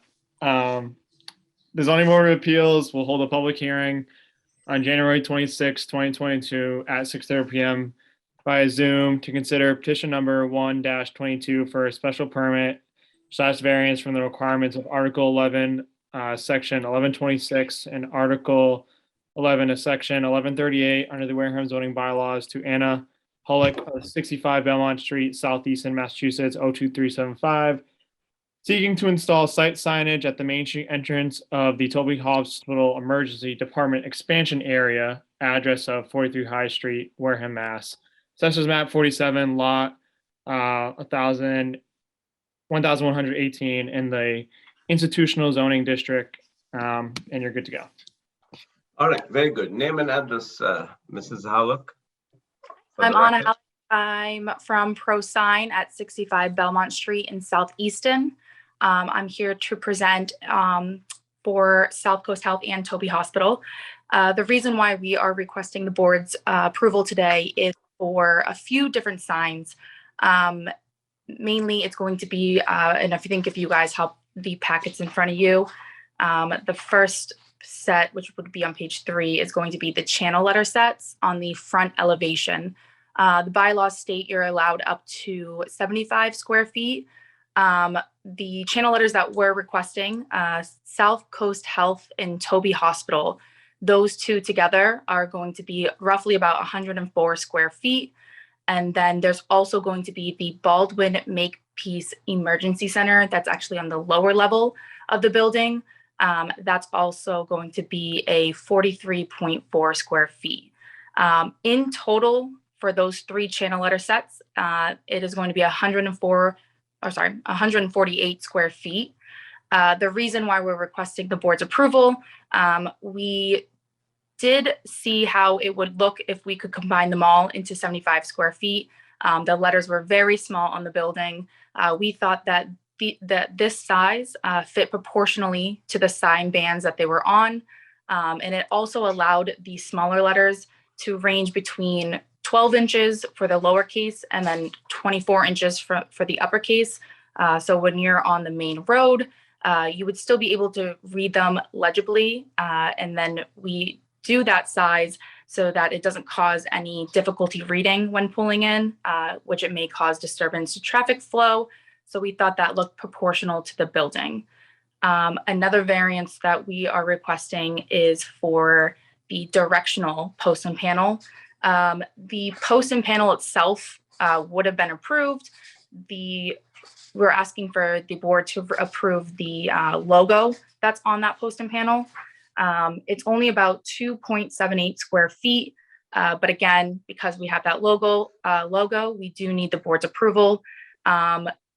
We could have opted out and just went with the emergency, but you can see this sign from the parking lot, which is why we kind of wanted to have the logo, just for clear identification of signage. From once you pull into the parking lot, you park, you have that identification signage. The last variance that we're requesting from the board is for the main pylon. For that main pylon, everything is within code except for the overall height. The overall height in the bylaws, you're allowed up to 12 feet. We designed this pylon so that everything that you see from the logo down is within that 12 feet. The variance that we're requesting is for an additional 3 feet, which will make the pylon an overall 15 feet above grade, is for that emergency section. Mainly because when you're driving down the road, it's better visibility just for whether it's the ambulance or those coming in, directing them to where they're going to go for emergency cases, for incoming traffic, just looking down for that entrance. So again, just to sum that up, we are looking for the board's approval for the additional square footage for the channel letter sets to fit within those sign bands, the logo to be added to the directional post for once you get into the parking lot, and the additional 3 feet for the pylon for the emergency entrance. So those are the 3 requests that we're asking for the board today. All right, thank you. So basically, they need a variance for the height for 3 feet for the pylon and from 75 to 131 square feet on the signs. All right, let's start by Veronica. What do you think? If you're not in favor, don't even set a foot there. Oh, am I? Lovely Can you kid. hear me? We can hear you now. Yes. Oh, okay. I wasn't even sure if I was muted because I'm looking at the plans on a different screen. Yeah. I have no comments at this time. Jimmy? I've seen the plans. I like the signs. I'm in favor of everything they're proposing. Troy? I have no issues with the signs. Richard? Curious, is this sign gonna be lit? How bright is it gonna be on the neighbors? Is that a lit sign, Mrs. Harmon? They are illuminated, but they do have, like, for the backgrounds are opaque so that only the letters will illuminate for that reason. And then also for the channel sets, they're not a pure white. They have a translucent vinyl on them, which will dim out the light glare for any issues with any neighboring businesses or if there are any residentials. It's not a pure white for those channel letters. Thank you. Thank you, ma'am. Thank you, Rich. Jake? No questions. Myself, no question. Anyone in the public want to speak in favor or against? Okay, I hear none.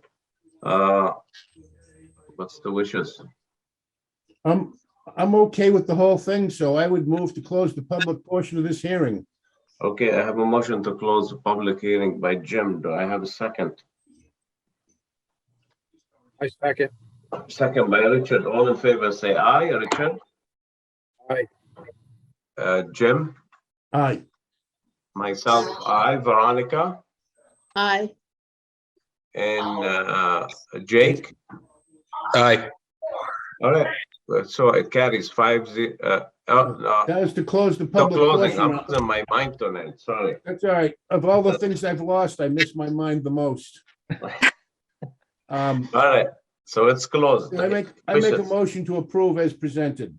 Okay, we have a motion to grant the variance and meet statutory requirement 40A section. So section 10, do I have a second on that? Second. Second by Richard. All in favor, say aye. Richard? Aye. Veronica? Aye. Jim? Aye. Jake? Aye. And myself, aye. You good, ma'am? Thank you so much for your time. You're very welcome. All right. And okay, and last hearing, 71-21, 108 High Street. And that's a special permit / variance. And that's 108 High Street Realty Trust. And I have a conflict with this, so I want to accuse myself. I guess, Jim, you're on. Thank you. Thank you. So this needs to be read in, I believe. Yeah, I can do that for you right now. If my computer would, here we go. The zoning board of appeals will hold a public hearing on January 26, 2022 at 6:30 p.m. Via Zoom to consider petition number 71-21 for a special permit / variance from the requirements of Article 6, Table 621 and Article 3, Table 320 under the Wareham zoning bylaws to 108 High Street Realty Trust, the PO Box 882, West Wareham, seeking to construct a new 2-family dwelling located at 108 High Street, Wareham, Mass. Assessment map 47, lot 102, 1023/A in the WV-2 zoning district. Thank you. And I see Mr. Grady present here. Is that who's presenting for the applicant? Yes, Mr. Chairman. Okay, go ahead, Brian. Mr. Grady, give us your spiel. Okay, thank you. As read in the advertisement, and I'm sure you have the packet, we're here for a variance special permit for two things. The first thing is to construct a duplex dwelling at this site, a detached duplex dwelling. And the second is we exceed the 20% building coverage for the lot. This lot's located in the Wareham Village 2 district. 20% building coverage is allowed. We have 23.6% with the new construction that's proposed. And that totals approximately 830 additional square feet of building beyond the 20%. So we're looking for a determination, that it's not significant to the neighborhood. The Wareham Village districts were established to have increased density closer to the center of the village. The lot sizes are reduced. The allowances for single-family duplexes 3 families, 4 and 5 families.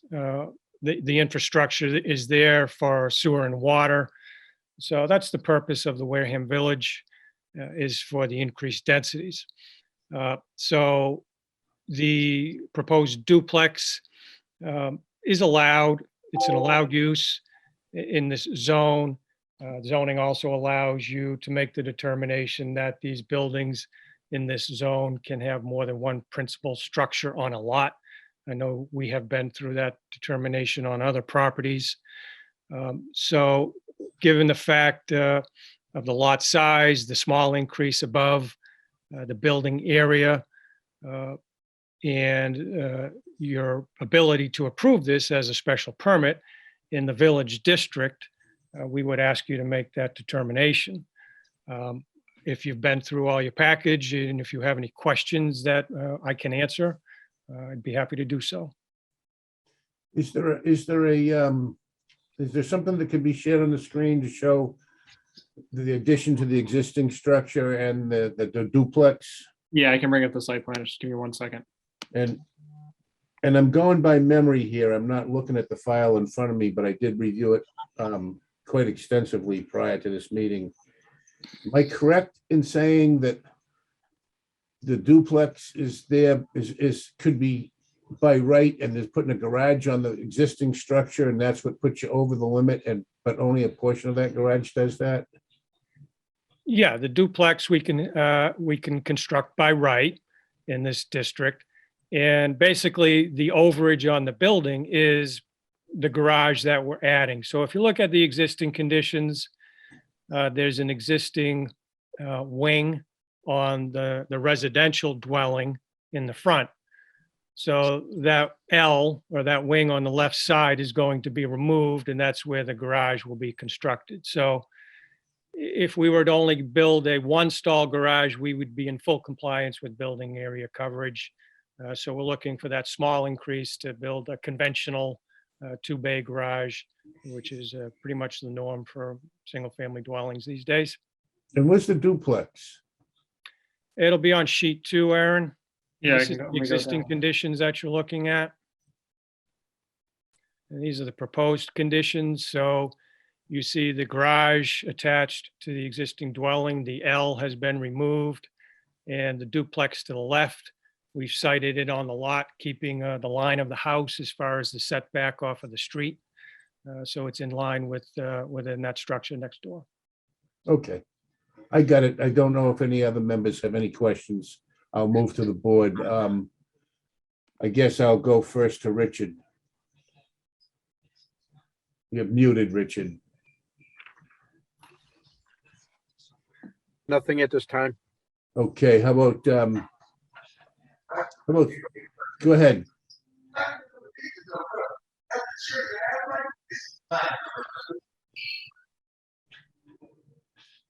Jake, I'm sorry, we couldn't hear you. Could you say whatever you said again, Jake?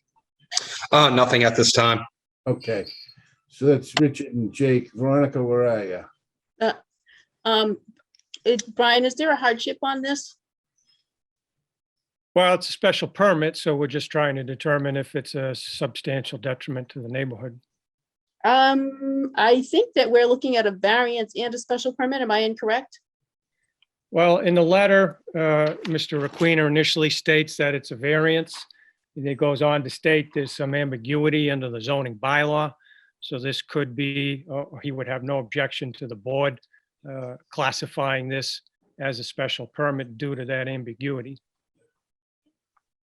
So it can be treated as a special permit, Yes. by opinion. Okay. I don't believe so.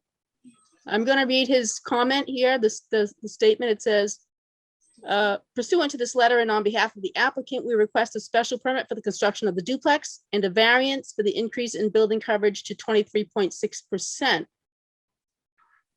So that is a special permit and a variance according to how I'm understanding it. Someone correct me if they disagree with that. Looks like Mr. Requena has left, but if the other members agree with Veronica, I'll go along with Veronica's interpretation. You're Well, I'm saying looking we- at the, I'm sorry, I'm looking at the Mr. Requena's letter. So he's talking about a special permit.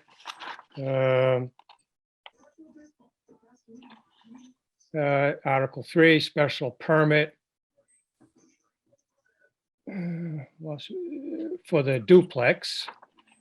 So the building coverage. Okay, yep, Veronica, I'm sorry, you're correct. The new nonconformity of the coverage is the variance. You are correct. So Okay. variance for the small increase in the coverage and special permit to construct the duplex. The rest of the board in agreement with this? Just nod, you don't have to say anything or shake your head no. Oh. I agree.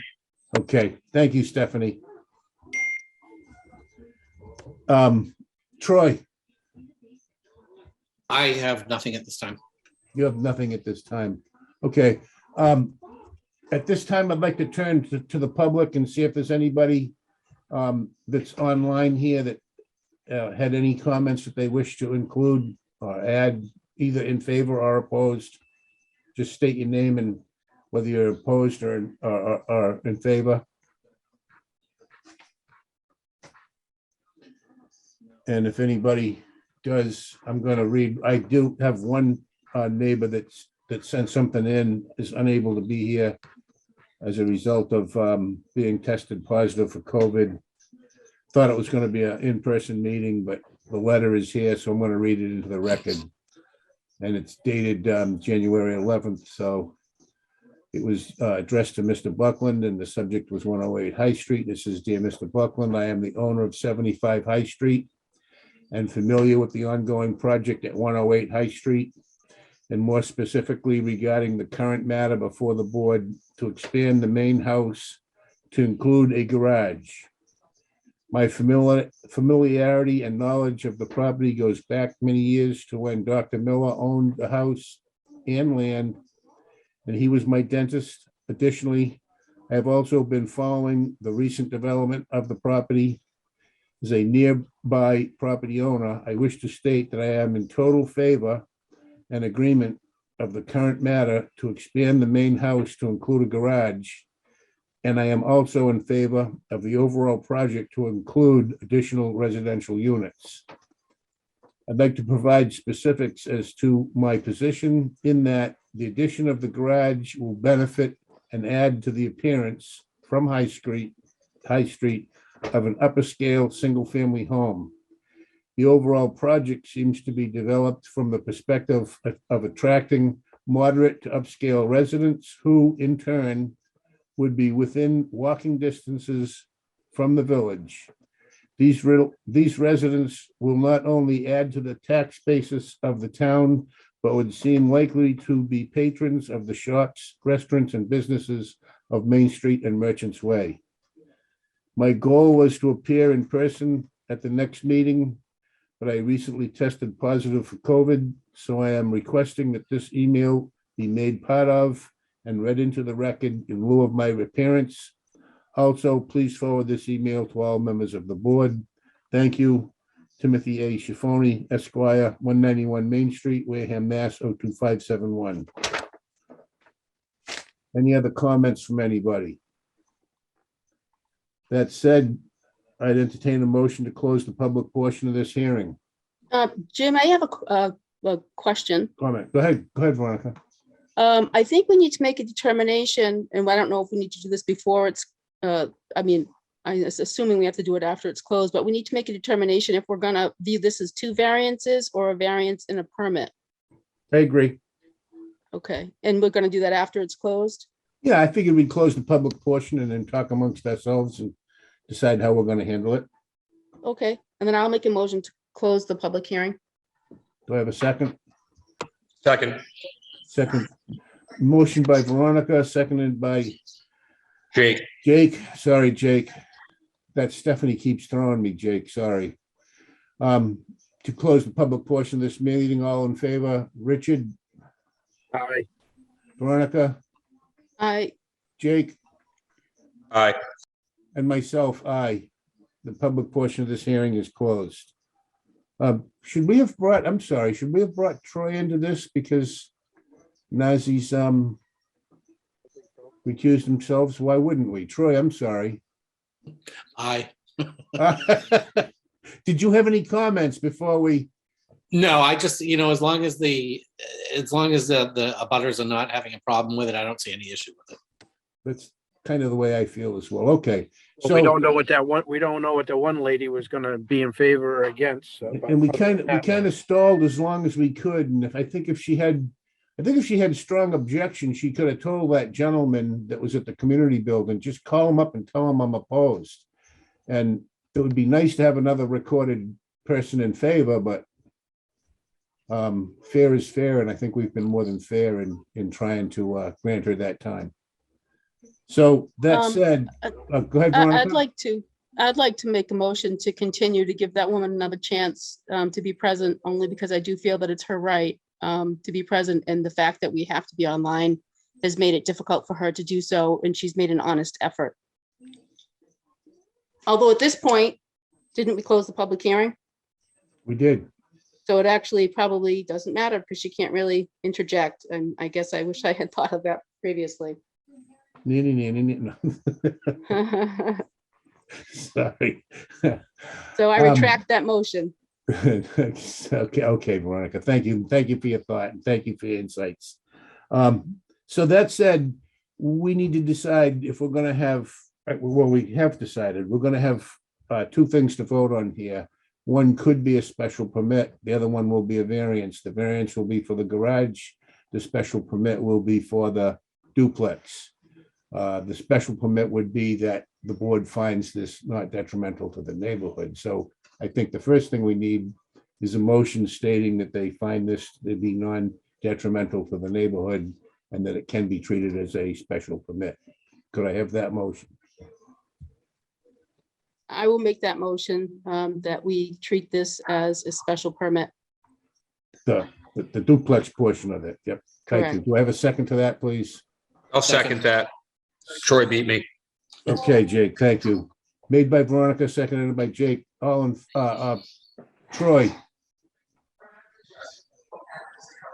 How do you vote, Troy? I'm for it. I don't have a problem with it. Richard, how do you vote? Yay. Yay. Veronica, Yes. Jake, Yes. myself, yes. It's unanimous to be treated as a special permit.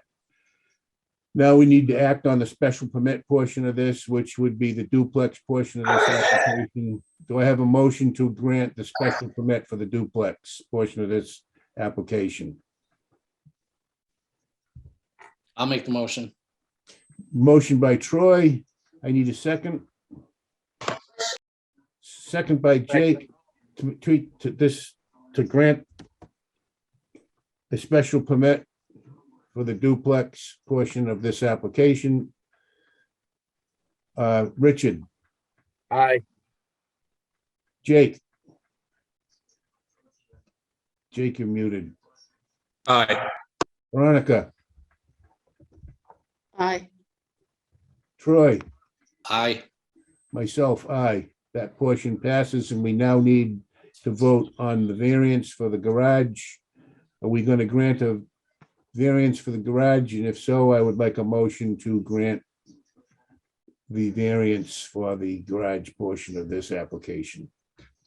Make a motion to grant the variance for this project for the application. Thank you, Richard. Do I have a second on that? Second. Got seconds all over the place. Troy, we're going to let you be the hero tonight. You're going to be the right. second. Made by Richard, seconded by Troy. Jake, how do you vote?